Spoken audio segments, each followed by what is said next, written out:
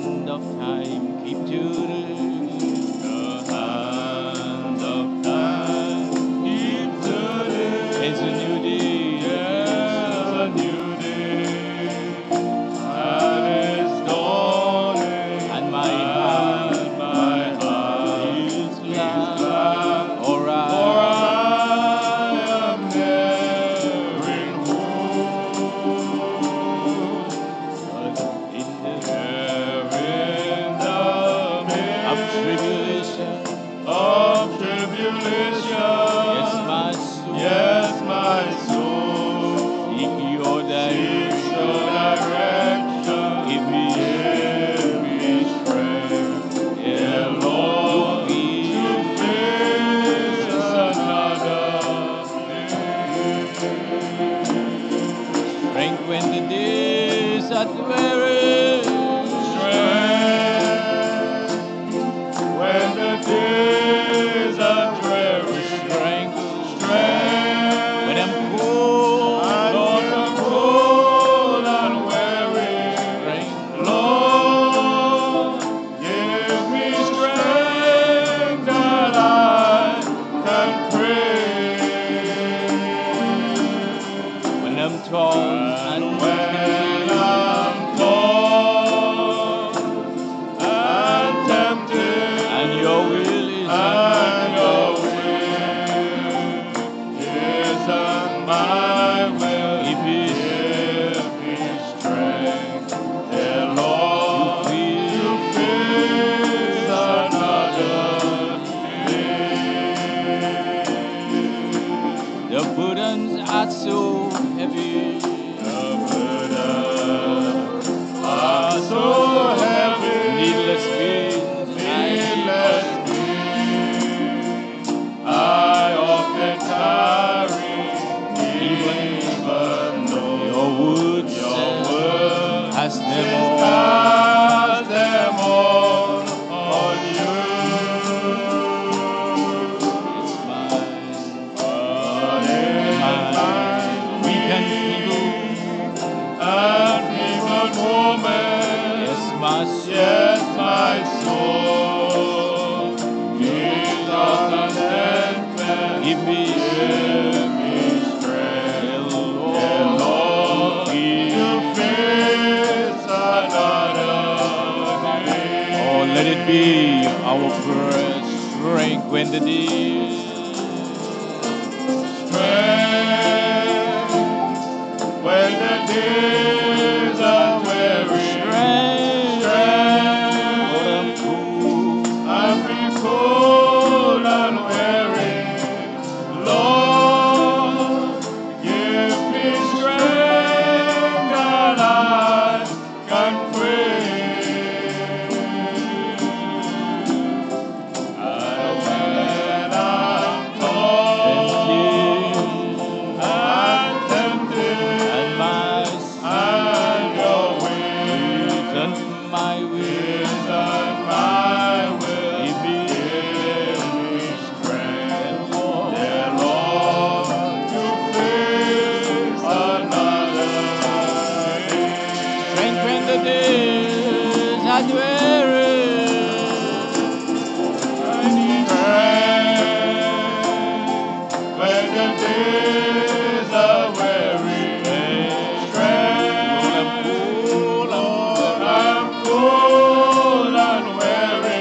Lord, give me Lord, give me strength that I can pray. And when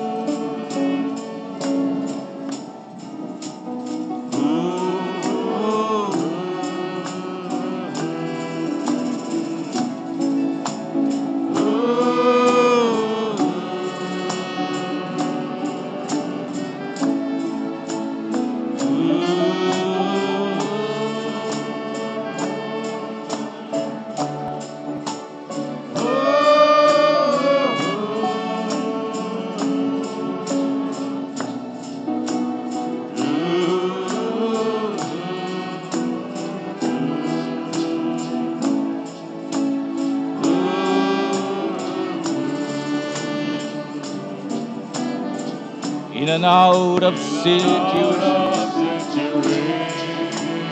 a tug of war in me. All day long I've struggled. For the answer that I need.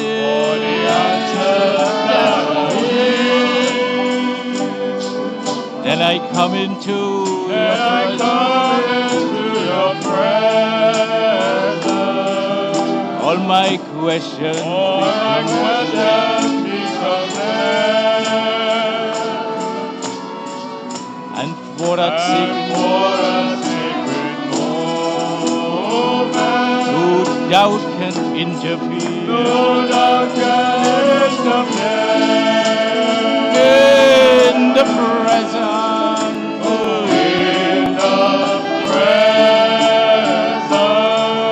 of Jehovah,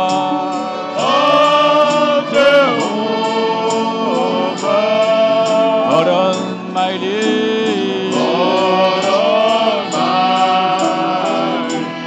Prince of Peace,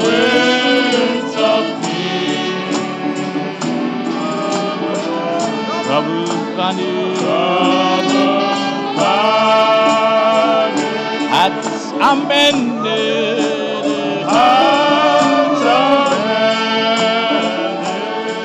in the presence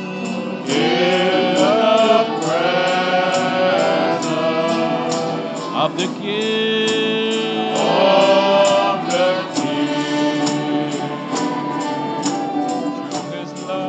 Through His love, the Lord provided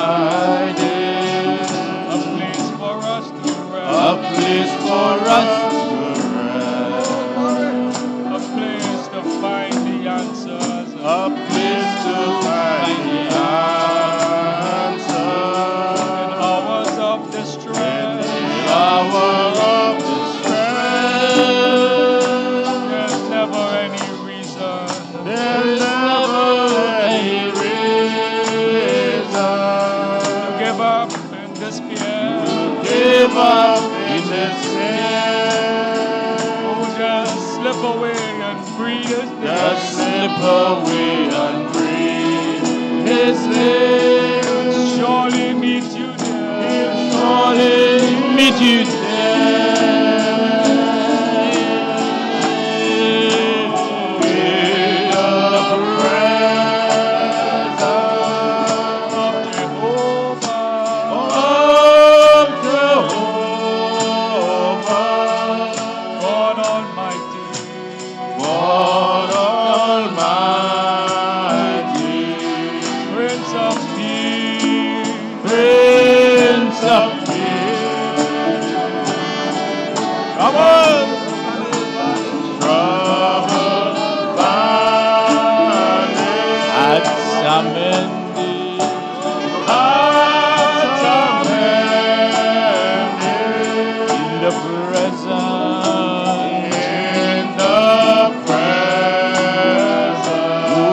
Of the King,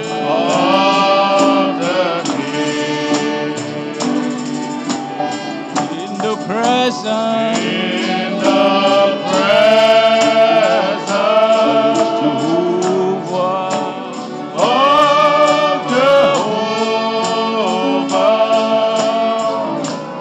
Lord Almighty,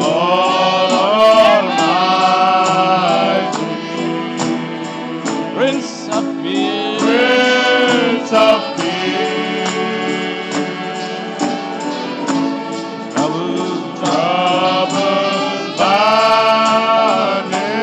that's amended.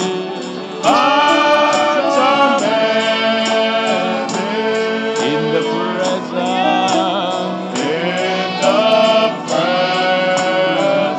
oh, of the King,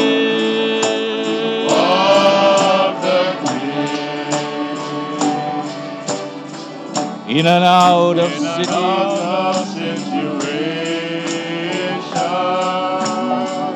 that tug of war, all day long,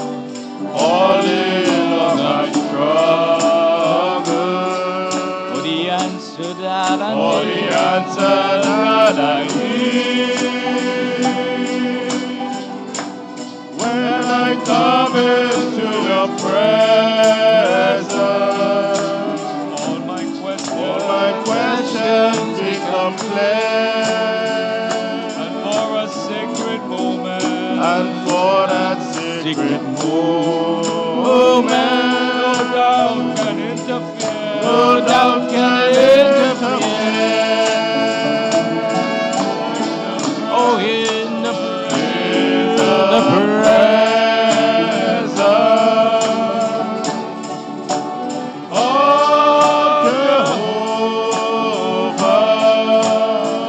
God Almighty, God Almighty,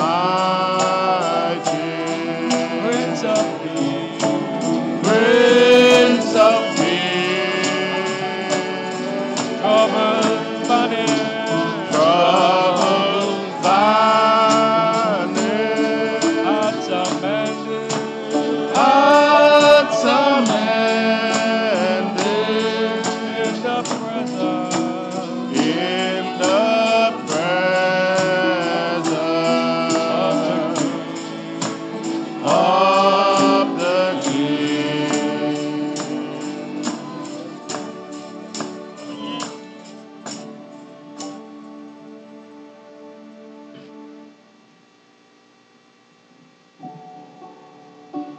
yeah, is a river That flowed from deep within.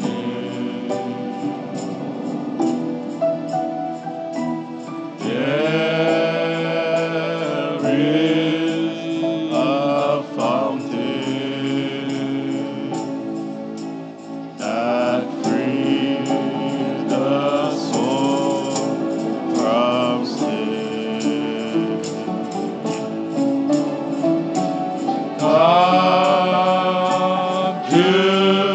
Come to this water. There is a vast supply. There is a vast supply. There is a river There is a river that shall never run dry. that never shall run dry. There is a river There is a river that flows from deep that within. flows from deep within. There is a fountain There is a fountain that frees the soul that frees the soul from sin.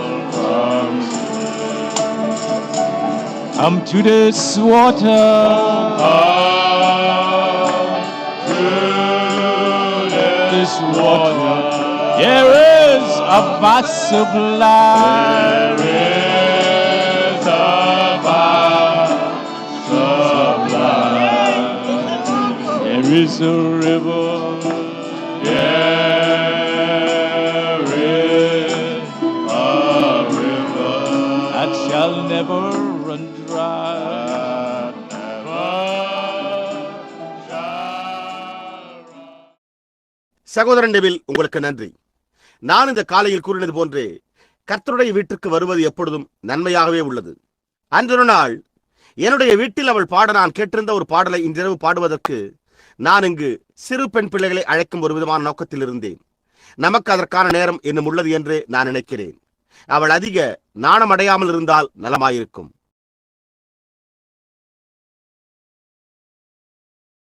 Selvi Jeffreys அவர்களே, அங்கே நீங்கள் பாடின அந்த சிறு பாடலை குறித்து என்ன நினைக்கிறீர்கள்? நான் உள்ளே வந்தபோது அது பாடப்படுவதை கேட்டேன். அது எனக்கு மிகவும் பிடித்திருந்தது. நான் உங்களை அந்த பாடலை மீண்டும் பாடும்படி கேட்டுக்கொள்வதனால் உங்களை சங்கடப்படுத்திக் கொண்டிருக்கவில்லை என்று நான் நம்புகிறேன். அவருடைய நாமத்தை எனக்கு சொல்லுங்கள், அல்லது அதை போன்ற ஏதோ ஒரு பாடல். அது இதுதானே? நான் அதை விரும்புகிறேன். நான் அவருடைய நாமத்தை நேசிக்கிறேன். அந்த சிறு பெண்ணை பாட வைக்கும்படிக்கு என்னை நினைக்க தூண்டியது எது என்று உங்களுக்கு தெரியுமா? அவள் என்னுடைய சிறு பெண் ரெபேக்காளுக்கு பள்ளி தோழியாயிருக்கிறாள். நான் அன்று ஒரு நாள் காலை திரும்பி வந்து என்னுடைய அறையில் ஏதோ ஒன்றை செய்து கொண்டிருந்த போது நான் அவள் அந்த பாடலை பாடுவதை கேட்டேன். அப்பொழுது நான், பாருங்கள், எப்போதாவது நான் அவளை சபையில் அதை பாட வைக்க வேண்டும் என்று எண்ணினேன். நான் பிள்ளைகளை பள்ளிக்கு அழைத்து சென்ற வழியில் நான் பாடுவதை குறித்து அவளிடத்தில் பேசினேன். அதற்கு அவள், நான் அப்படியே எழும்பிய போது என்றாள். நான் அதே வார்த்தைகளில் அதை கூறாமல் இருக்கலாம். ஆனால் அவள், அன்றொரு இரவு நான் எழுந்தபோது, இல்லை, படுக்கையில் இருந்தபோது அந்த பாடலை குறித்து சிந்தித்துக் கொண்டிருந்தேன். அப்பொழுது நான் அதனால் அப்பேற்பட்ட ஒரு ஆசீர்வாதத்தை பெற்றுக் கொண்டேன் என்று கூறினாள். பாருங்கள், அப்பொழுது நான் விசேஷமாக இந்த சமுதாயத்தில், இந்த பட்டணத்தில் உள்ள 13 to 19 வயதிற்குட்பட்ட ஒரு இளம்பெண், அவளுக்குண்டான பரிசுத்தாவியின் ஆசீர்வாதத்தை குறித்து பேசுவதென்பது கவனிக்கப்பட வேண்டிய ஒன்றாய் உள்ளது என்று எண்ணினேன். நமக்கு அதை போன்றுள்ள பருவ பெண்களே அதிகம் தேவை. நாம் அவ்வாறு அவர்கள் நடந்து கொள்வதையே விரும்புகிறோம். இங்கே ஒரு சில நிமிடங்களுக்கு முன்பு இந்த மற்றொரு சிறு பெண்ணும் கூட பாடினாள். அவளுடைய பெயர் எனக்கு தெரியவில்லை. ஆனால் அந்த சிறு பிள்ளைகள், 19 வயதிற்குட்பட்ட அந்த சிறு பெண் பிள்ளைகள் பாடினதை கேட்டு மகிழ்ந்தேன். நாம் நடந்து செல்லும் போது உண்டாகிற அடிச்சுவடுகள் மற்றவர்களுக்கு மாதிரியாய் உள்ளன என்பதை நீங்கள் அறிவீர்களா? உண்மையாகவே அவைகள் மாதிரிகளாய் இருக்கின்றன.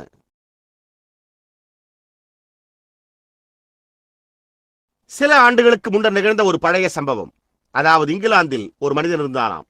அவன் கிறிஸ்துமஸ் நேரத்தின் போது வெளியே சென்று ஒரு சிறு நட்பின் ஐக்கியத்திற்காக மது அருந்தலாம் என்று எண்ணினானாம்.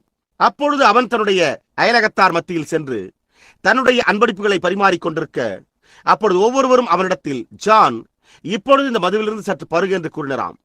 எனவே இங்கே கொஞ்சமும் அங்கே கொஞ்சமும் சிறுக சிறுக குடித்தபடியால் அவன் உண்மையாகவே போதை கொண்டவனானான். அப்பொழுது அவன் வீட்டிற்கு வீதியிலே திரும்பி வந்து கொண்டிருந்த போது சுமார் 6 அங்குல கன அளவு கொண்ட பனிமழை உண்டாயிருந்ததாம். அவனுடைய சிறு பையன் அவனை பின்தொடர்ந்து வந்து கொண்டிருந்தானாம். இவனால் தன்னுடைய மகனை அழைத்து செல்ல முடியவில்லையாம். அவன் அதிகமாய் குடித்து விட்டிருந்தான். எனவே வீட்டிற்கு தன்னுடைய வீதி வழியாக செல்லும் போது அவன் தற்செயலாக திரும்பி தன்னுடைய சிறு பையன் பனிமழையில் புரளுவதை கவனிக்க நேர்ந்ததாம். அப்பொழுது அவன், மகனே, நீ ஏன் பனிமழையில் புரண்டு கொண்டிருக்கிறாய் என்று கேட்டானாம்.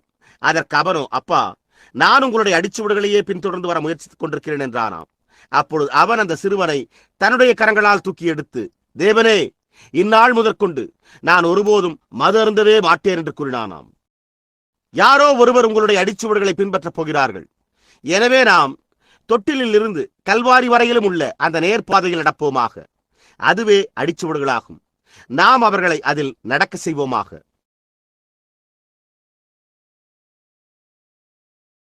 இப்பொழுது இன்றிரவு ராபோஜன இரவாய் உள்ளது என்பதை நான் அறிவேன். எனவே நான் வார்த்தையை கொண்டு ஒரு குறுகிய நேரம் மட்டுமே உங்களிடத்தில் பேச வேண்டியவனாய் உள்ளேன். நான் அவரை குறித்து பேச விரும்புகிறேன். ஏனென்றால் அவர் எனக்கு அவ்வளவு மெய்யானவராயிருக்கிறார். நான் கொஞ்சம் காலத்திற்கு முன்னர் பத்திரிகையில் வெளிவரும் ஒரு சிறு கட்டுரையில் இதை வாசித்துக் கொண்டிருந்தேன். நான் மீண்டும் அந்த பெண் பிள்ளைகளை குறித்து சிந்தித்தேன். இது மேற்கு பகுதியில் சம்பவித்திருந்தது. ஒரு புயலார்ந்த இரவில் ஊழையிடுதலின் எதிரொலியும் காற்றும் பலமாக வீசிக்கொண்டிருந்ததாம். அப்பொழுது அங்கே சில ஜனங்கள் ஒரு ஜபக்கூட்டத்தை நடத்தினார்கள். அந்த ஜபக்கூட்டத்தை நடத்தின அந்த பெண்மணியோ மிகவும் கவர்ச்சிகரமான ஒரு அழகான பெண்ணாயிருந்தாளாம். அவளுக்கு இருந்த ஆபத்தை குறித்து அவள் சிந்திக்கவே இல்லையாம். ஆனால் அவள் அந்த சிறு பட்டணத்திற்கு குறுக்கே இருந்த ஒரு விதமான மூலை முடுக்கில் வசித்து வந்தாளாம். ஆனால் வழக்கமாக இரவு நேரத்தில் அந்த வீதிகளில் ஏராளமான ஜனங்கள் இருப்பார்களாம். அந்த ஜபக்கூட்டத்தின் முடிவின் போது கர்த்தருக்கென்று அவர்கள் பாடல்களை பாடிக்கொண்டிருந்த போது அவர்களுடைய இருதயங்கள் மகிழ்ச்சி கொண்டிருந்தனவாம். சற்று நேரத்திற்கு முன்னர் சகோதரன் பீலர் சாட்சி பகர்ந்த போது உண்டாயிருந்தது போன்றே அவர்கள் யாவரும் அதை குறித்து உணர்ந்திருப்பர் என்று நான் யூகிக்கிறேன். அவ்வளவு மகிழ்ச்சியாய் இருந்தனராம். அவர்களால் அந்த சந்தோஷத்தை அடக்கிக் கொள்ள முடியாதிருந்ததாம். ஆயினும் அதை ஏதோ ஒரு விதத்தில் சற்று விட்டு செல்ல வேண்டியதாயிருந்ததாம். அங்கே கடைசியாக ஆமேன் என்று கூறப்பட்ட பிறகு அவர்கள் யாவரும் தங்களுடைய வழியில் தங்களுடைய வீடுகளுக்கு சென்று விட்டார்களாம். அப்பொழுது அந்த சிறு வாலிப பெண்மணியோ தன்னுடைய மகளிர் மேற்சட்டையை எடுத்து அணிந்து கொண்டு கழுத்துப்பட்டையை தூக்கிவிட்டு மேற்சட்டையின் முன்புறத்தை பொத்தான்களால் பூட்டி வீதியில் நடக்க துவங்கினாளாம். அந்த குளிரார்ந்த இரவோ அவர்கள் ஒவ்வொருவரையும் குளிர்காயும் தங்களுடைய வீட்டு அனல் கணப்பண்டைக்கு விரைந்தோட செய்திருந்தது என்பதை அவள் அறிந்து கொண்டாள். அவள் மாத்திரம் தனிமையாய் வீதியில் இருப்பதை அறிந்தாள். அப்பொழுது ஏதோ ஒரு அபாயம் அவளை நோக்கி வட்டமிட துவங்குவது போன்று தென்பட்டதாம். உங்களுக்கு தெரியுமா, வந்து கொண்டிருக்கிற அந்த காரியங்களை குறித்து, அந்த அபாயங்களிலிருந்து தப்பிக்க பரிசுத்த ஆவியானவரால் அதை குறித்து நம்மை எச்சரிக்க முடியும் என்பதற்காக நான் மிகவும் மகிழ்ச்சியாயிருக்கிறேன். அவளோ பயத்தை குறித்தே சிந்தனையற்றவளாயிருந்தாளாம். அவள் கைவிட மாட்டார், கைவிடவே மாட்டார் என்ற அந்த பழைய பாடலை பாடினாளாம். அவள் அந்த நகரத்தினூடாக நடந்து சென்றபோது எவருமே அவளை தொல்லைப்படுத்தப் போவதில்லை என்பது போன்று தென்பட்டதாம். ஆனால் திடீரென்று அவளுக்கு பெரிதான ஒரு பயம் உண்டானதாம். அவள் நோக்கி பார்த்தபோது அவளுக்கு அருகிலிருந்து இந்த விதமாக கரங்களை கட்டிக்கொண்டு பயங்கரமான தோற்றம் கொண்ட ஒரு மனிதன் அவளை நோக்கி வருவதை கண்டாளாம். அதிலிருந்து தப்பிக்க வழியே இல்லாதிருந்ததாம். இது ஒரு உண்மை சம்பவமாகும். ஆகையால் அவளால் ஓட முடியவில்லையாம். ஏனென்றால் அவ்வாறு ஓடினால் அவன் பிடித்துக் கொள்வான். அப்பொழுது ஒரே ஒரு காரியம்தான் செய்ய வேண்டியிருந்ததாம். அவளால் கூச்சலிடவும் முடியாதிருந்ததாம். ஏனென்றால் காற்றோ மிகவும் பலமாக வீசிக்கொண்டிருந்ததாம். அதாவது அவளுடைய சரீரத்தையே வீதியிலிருந்து தூக்கி செல்லும் அளவிற்கு வீசிக்கொண்டிருந்ததாம். எனவே அவளால் எவரும் கேட்கும்படி ஒருபோதும் கூச்சலிட முடியாதிருந்ததாம். அந்த பனிமழையோ கண்ணை மறைத்துக் கொண்டிருந்ததாம். அப்பொழுது ஒரே ஒரு காரியம் மட்டுமே செய்ய வேண்டியதாக இருந்ததாம். அது ஜெபமாயிருந்ததாம். ஆகையால் அவள் தன்னுடைய தாழ்ந்த குரலில் தேவனிடத்தில் ரகசியமான முறையில் ஜெபத்தை ஏறெடுக்க துவங்கினாளாம். அப்பொழுது உடனடியாக திடீரென்று ஒரு வாசலின் அருகே மிகப்பெரிய ஒரு நாய் நின்றதாம். ஆனால் அது எங்கிருந்து வந்தது என்று அவளுக்கு தெரியவே தெரியாது என்று கூறினாளாம். அந்த நாய் தன்னுடைய முடியை சிலிர்த்தவாறு நிற்பதோடு அவளுக்கு அருகில் நடந்து சென்று அந்த மனிதன் இருந்த பக்கமாக வந்து மிகவும் கொடூரமான முறையில் உரிமை குறைத்துக் கொண்டே அந்த மனிதனுக்கு அருகில் சென்றதாம். அப்பொழுது அந்த மனிதன் அந்த வீதியை விட்டு சென்றவுடனே அந்த நாய் திரும்பி வந்து அந்த வாசலண்டையிலேயே படுத்துக் கொண்டதாம்.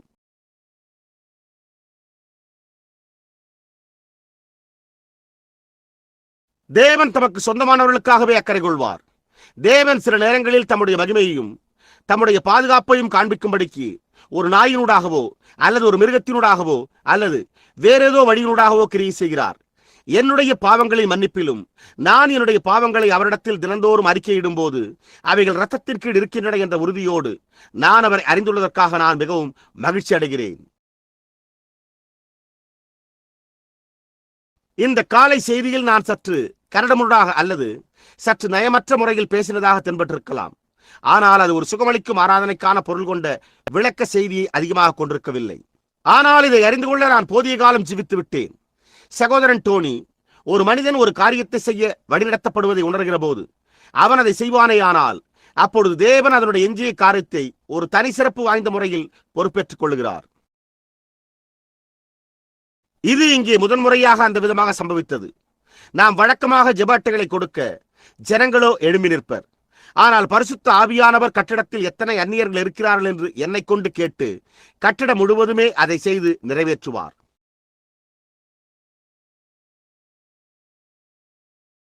அப்பொழுது அவர் அவர்களுடைய வாஞ்சைகளை அவர்களுக்கு வெளிப்படுத்துவார். பின்னர் அவர்களுடைய சுகமளித்தல் போன்றவற்றை அறிவிப்பார். அது பலியை பார்க்கிலும் கீழ்ப்படிதலும் ஆட்டுக்கடாக்களின் நினத்தை பார்க்கிலும் செவி கொடுத்தலும் உத்தமம் என்பதை காண்பிக்கிறது. ஆகையால் இன்றிரவு இங்கே ஒரு சில நிமிடங்கள் பேசுவதற்காக நான் ஒரு சிறு வேத பகுதியை தெரிந்தெடுத்துள்ளேன். நாம் அதை செய்வதற்கு முன்பு ஜெபத்திற்காக நாம் நம்முடைய தலைகளை சற்று நேரம் தாழ்த்துவோமாக.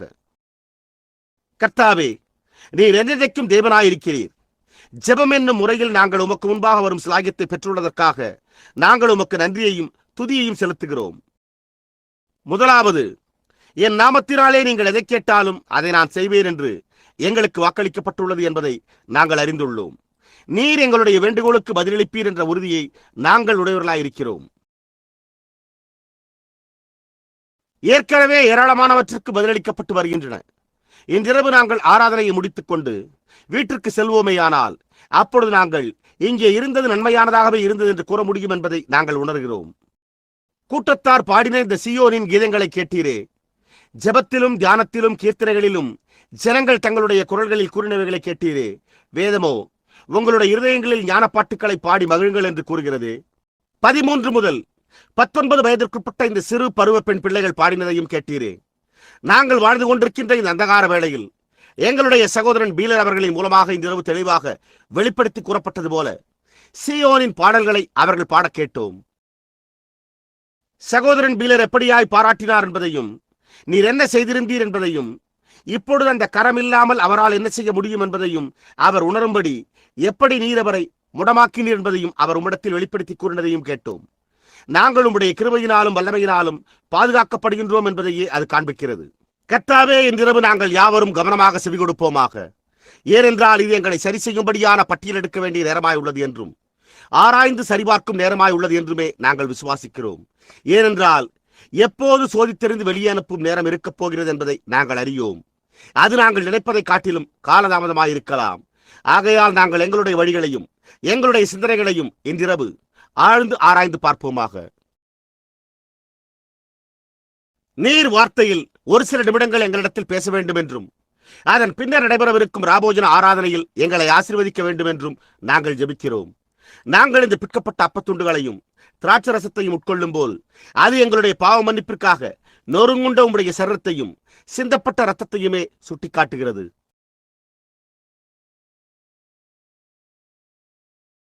இன்றிரவு அதிகமாக நேசிக்கப்படுகின்ற எங்களுடைய போதகர் சுகவீனமாயிருக்கிறார். ஆனால் அவர் எங்களுடைய தொலைபேசி உரையாடலில் அந்த சுகவீனத்தை பீடத்தின் மேல் வைத்திருக்கிறேன் என்றே கூறினார். கர்த்தாவே, நீர் அதை ஏற்றுக்கொள்வீர் என்று நான் நிச்சயம் நம்புகிறேன். நான் மேலும் அவருக்காக ஒரு ஜெபத்தை ஏறெடுக்கிறேன். ஏனென்றால் நாங்கள் அவரை நேசிக்கிறோம். எங்களுக்கு அவர் தேவை.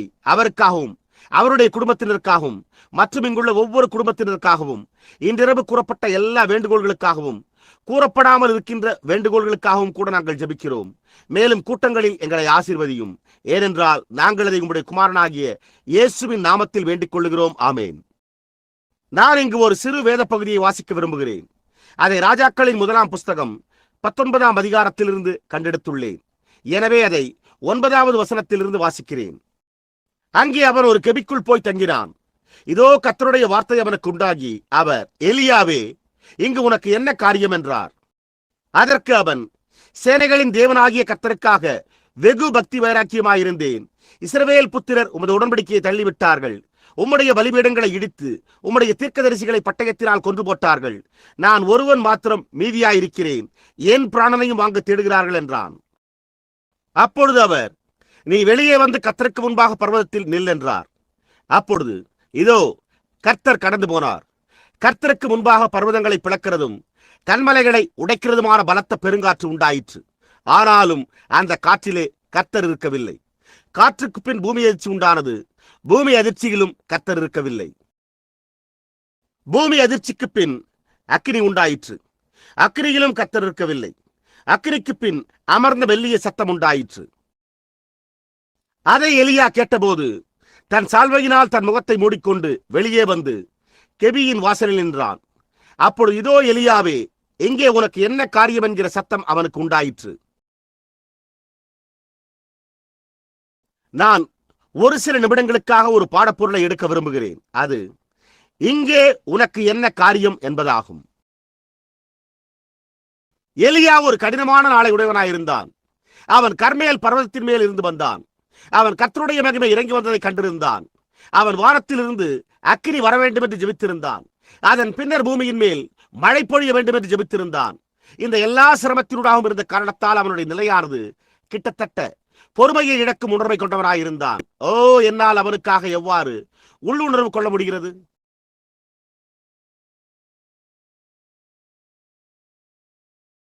முதலாவது, அவன் இங்கே ஒரு பின்வாங்கி போன தேச ஜனங்களுக்காக பிரசங்கிப்பதை நாம் கண்டறிகிறோம்.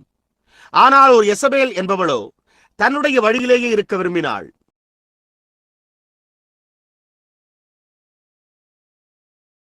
சிரங்களோ தேவனை மறந்திருந்த நிலைக்கு, அவருடைய எல்லா வாக்குத்தத்தங்களையும் அவருடைய எல்லா கட்டளைகளையும் மறந்திருந்த நிலைக்கு, அவருடைய பிரமாணங்களை காத்து நடவாத நிலைக்கு, அவருக்காக கவலையே படாத ஒரு நிலைக்கு வந்துவிட்டிருந்தனர். அவ எல்லாவற்றுக்கும் மத்தியிலும் எலியா இருந்த போதிலும் அவனால் எதனோடும் ஒப்புரவாக முடியவில்லை. அவன் தன்னுடைய திட நம்பிக்கைகளின் பேரில் உண்மையாய் நிற்க வேண்டியதாயிற்று. ஓ, அது எவ்வாறு இந்நாளை பிரதிபலிக்கிறது! அவர்களுக்கு எசபேல் என்னும் பெயர் கொண்ட ஒரு ராணி இருந்தாள்.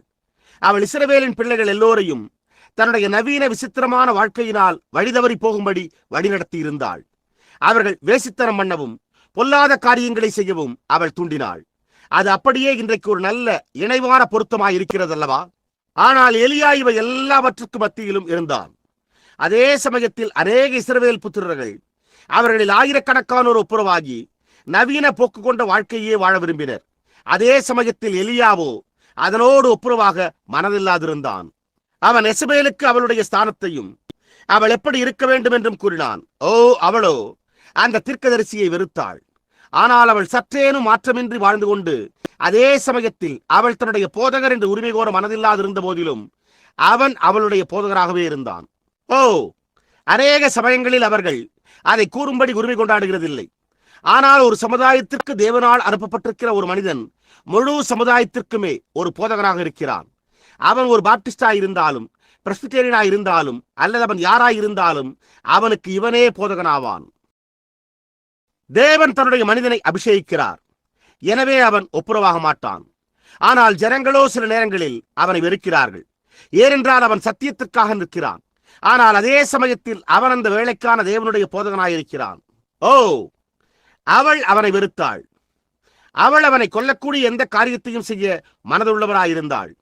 ஆனால் அதே சமயத்தில் அவன் தேவனுடைய அடிப்படை தத்துவங்களுக்கும் தேவனுடைய நியமங்களுக்கும் உண்மையாயிருந்தான். அவளுடைய நவநாகரிக குழுக்களும் சமுதாய நடவடிக்கைகளும் அவளுடைய முகத்தின் வண்ணம் பூசுதலும் உடுத்தியிருந்த அவளுடைய ஆடைகளும் அந்த தேசத்தை மாசுபடுத்தியிருந்தது. ஆனால் வயோதிக எலியாவோ எளிதாய் விட்டுக் கொடாதவனாயிருந்தான். அவள் என்ன நிலைமையில் இருந்து கொண்டிருந்தாள் என்பதை அவன் அவளுக்கு கூறினான். தேவனே, பாவத்தோடு ஒப்புரவாகாத எலியாக்களை இன்னும் அதிகமாக எங்களுக்கு அனுப்பும். அது எவ்வளவு மோசமாக திங்கடைத்தாலும் அதை பொருட்படுத்தாமல் சத்தியத்தை பிரசங்கிக்கும் யாராவது எங்களுக்கு அனுப்பும். உலகத்தின் காரியங்களோடு ஒப்புரவாகாத ஊழியக்காரர்களை தேவன் இன்னமும் ஒவ்வொரு சமுதாயத்திலும் உடையவராயிருக்கிறார்.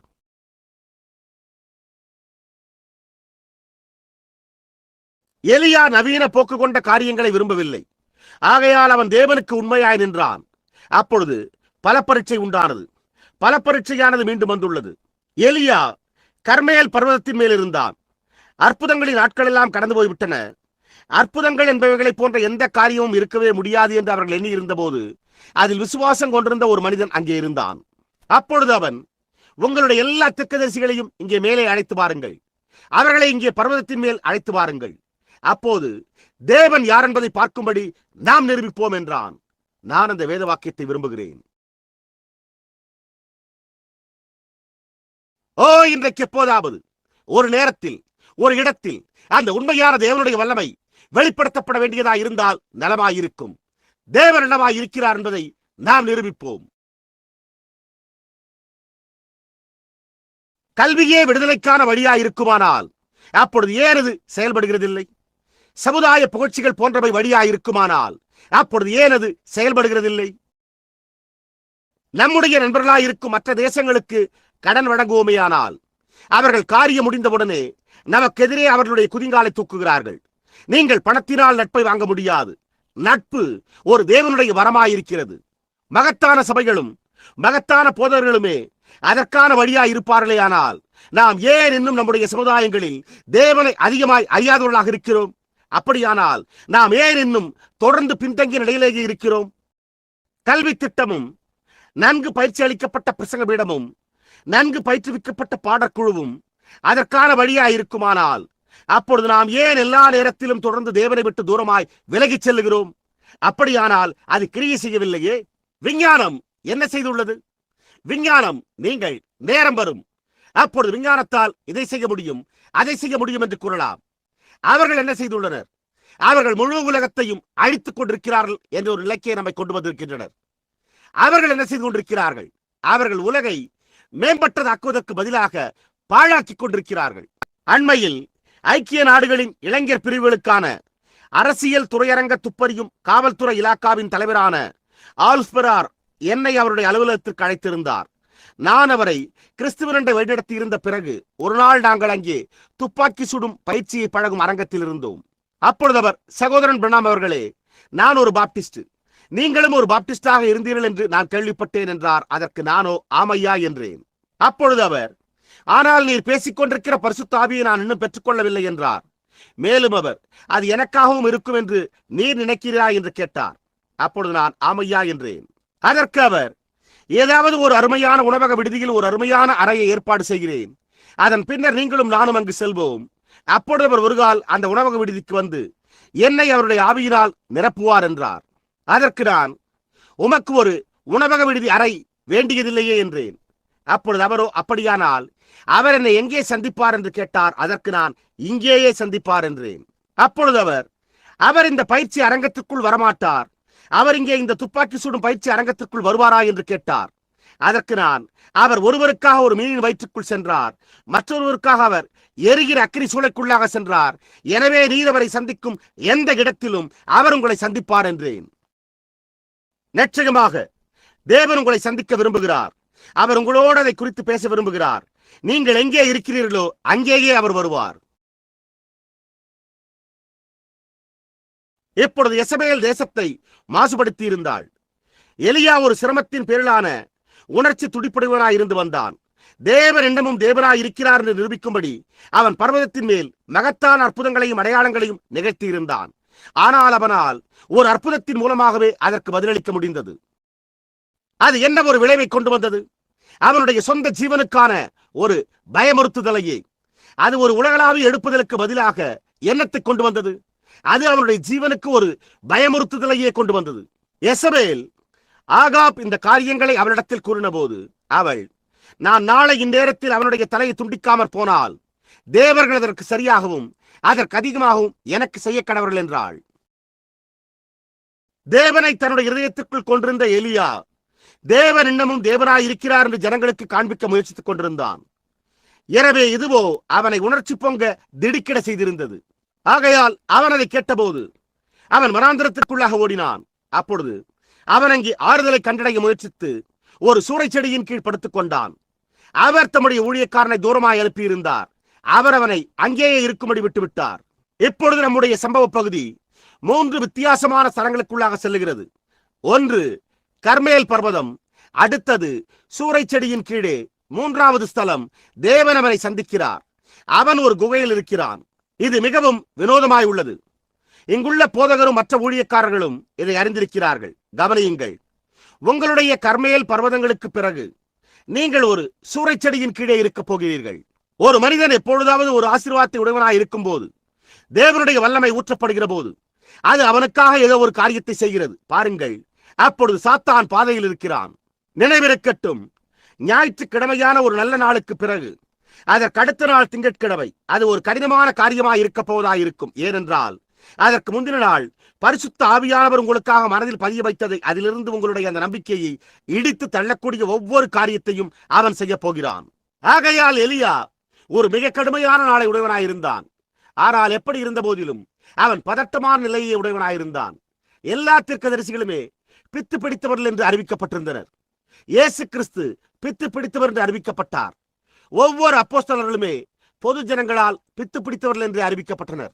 ஏனென்றால் அவர்களுடைய ஊழியமானது அவர்கள் தங்களுடைய சிந்தையை இழந்துவிட்டனர் என்று ஜனங்கள் எண்ணிக்கொள்ளும் அளவிற்கு மிகவும் இயற்கைக்கு மேம்பட்டதாயிருந்தது. கிறிஸ்து இயேசுவுக்குள் தேவபக்தியாரடக்க மனதாயிருக்கிற யாவரும் துன்பப்படுவார்கள். அப்பொழுது நீங்கள் ஒரு வித்தியாசமான நபராய் மாறுகிறீர்கள். சகோதரன் பீலர் பின்னால் உள்ள தன்னுடைய அடையாளத்தை குறித்து கூறினது போல, நீங்கள் மீண்டும் பிறக்கின்றீர்கள். நீங்கள் கிறிஸ்துவுக்குள் ஒரு புதிய சிருஷ்டியாய் இருக்கிறீர்கள். பழைய காரியங்கள் ஒழிந்து போயின. நீங்கள் மரணத்தை விட்டு நீங்கி ஜீவனுக்குட்பட்டிருக்கும் போது உலகத்தின் மாம்ச பிரகாரமான காரியங்கள் உங்களை இன்னும் பற்றி பிடித்திருக்கவில்லை. நீங்களும் அவைகளை இன்னும் பற்றி பிடித்திருக்கவில்லை. தேவன் ஒரு மனிதனை பற்றி பிடிக்கிற போது ஒரு சபையில் அவர் செய்கிற முதலாவது காரியம் அதை உலக பிரகாரமானதிலிருந்து பரிசுத்தத்திற்கு கொண்டு வருகிறார். அவர் அதை மரணத்திலிருந்து ஜீவனுக்குள்ளாக கொண்டு வருகிறார். அது மீண்டும் பிறந்துள்ளது. அது புதியதாய் உள்ளது. அதனுடைய எண்ணங்கள் புதிதாக இருக்கின்றன. இன்றைக்கு அதை போன்ற ஒரு எழுப்புதலே நமக்கு தேவை. மெய்யாகவே உண்மையாய் உள்ளது. ஓ, நாம் ஆவியின் அபிஷேக முழுகுதலை உடையவர்களாய் இருந்து வந்தோம். நாம் ஆவிக்குரிய ஆசீர்வாதங்களையும் ஆவிக்குரிய கிளர்ச்சிகளையும் உடையவர்களாய் இருந்தோம். ஆனால் நமக்கு இனி அது தேவையில்லை. ஜனங்களுடைய இருதயங்களில் ஜீவிக்கிற தேவனுடைய ஒரு ஆவியின் எழுப்புதலே நமக்கு தேவை. நமக்கு அதிகமான ஆவியின் அபிஷேக முழுகுதலோ அல்லது ஆவிக்குரிய பிரகாரமான கிளர்ச்சி ஊட்டுதலோ தேவையில்லை. நமக்கு ஒரு எழுப்புதலே தேவை. அதுவே நாம் பெற்றுள்ளதை உயிர்ப்பிக்கக்கூடியதாக இருக்கிறது. ஒரு ஆவிக்குரிய பிரகாரமான கிளர்ச்சி ஊட்டுதல் அல்ல. சில சமயங்களில் அது பலதரப்பட்ட ஜனங்களை கொண்டு வர காரணமாக அமைகிறது. ஆனால் நமக்கோ சலித்து பிரித்து புடைத்தெடுக்கும் ஒரு எழுப்புதலே தேவை. அதுவே எல்லா காரியங்களையும் பிரித்து அகற்றிவிடும். கடற்கரை அருகே நின்று பார்ப்பது போன்றுள்ளது. ஒரு சில வாரங்களுக்கு முன்பு நான் பியூரிட்டோரிக்கோ என்ற இடத்திலுள்ள சில சகோதரர்களிடத்தில் பேசிக் கொண்டிருந்தேன். அதாவது நான் அந்த பெரிய சமுத்திரத்தை கண்டபோது ஒரு பெரிய புயலின் போது அலைகளோ இந்த கூடாரத்தை பார்க்கிலும் உயரமாயிருந்தன. அப்பொழுது நான், அது என்னவென்று உங்களுக்கு தெரியுமா? அது அமைதியாக இருந்தபோது பெற்றிருந்த தண்ணீரை காட்டிலும் ஒரு துளி தண்ணீரை கூட கூடுதலாக பெற்றிருக்கவில்லை.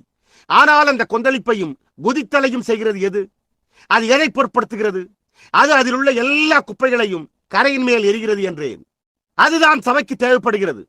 அதாவது சபையினுடைய விசுவாசிகளின் இருதயத்தில் தன்னடக்கத்தையும் தேவனுடைய பரிசுத்தையும் தூய்மையையும் திரும்ப கொண்டு வந்து உலகத்தின் காரியங்களையும் உலக பிரகாரமான எல்லாவற்றையும் அதிலிருந்து அசைக்கும் ஒரு எடுப்பதிலே தேவையாயிருக்கிறது. ஏன் புருஷர்கள் தங்களை தாங்களே தகுதிப்படுத்திக் கொள்கிறார்கள்?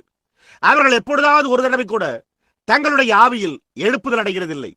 எனவே அவர்கள் போலியாக தங்களுக்கு தாங்களே பட்டப்பெயரை சூடிக்கொண்டு வெற்றாச்சார முறையை உடையவர்களாய் ஒழுக்க வீராப்பு கொண்டவர்களாகும் அளவிற்கு அவர்கள் மிகவும் மாம்ச பிரகாரமாகவும் மிகவும் கவலையற்றவர்களாகவும் மாறுகின்றனர். அவர்கள் படிக்கிறார்கள், ஆராய்கிறார்கள், அது நல்லதுதான். ஆனால் நாம் பேசிக் கொண்டிருப்பது அதை குறித்ததல்லவே. நீங்கள் வார்த்தையை குறித்து அதிகமாக அறிந்திருக்கிறீர்கள். வார்த்தையை அறிந்து கொள்வது நல்லதுதான். ஆனாலும் வார்த்தையின் ஆக்கியோரை அறிந்திருப்பதே மேலானதாகும். புரிகின்றதா?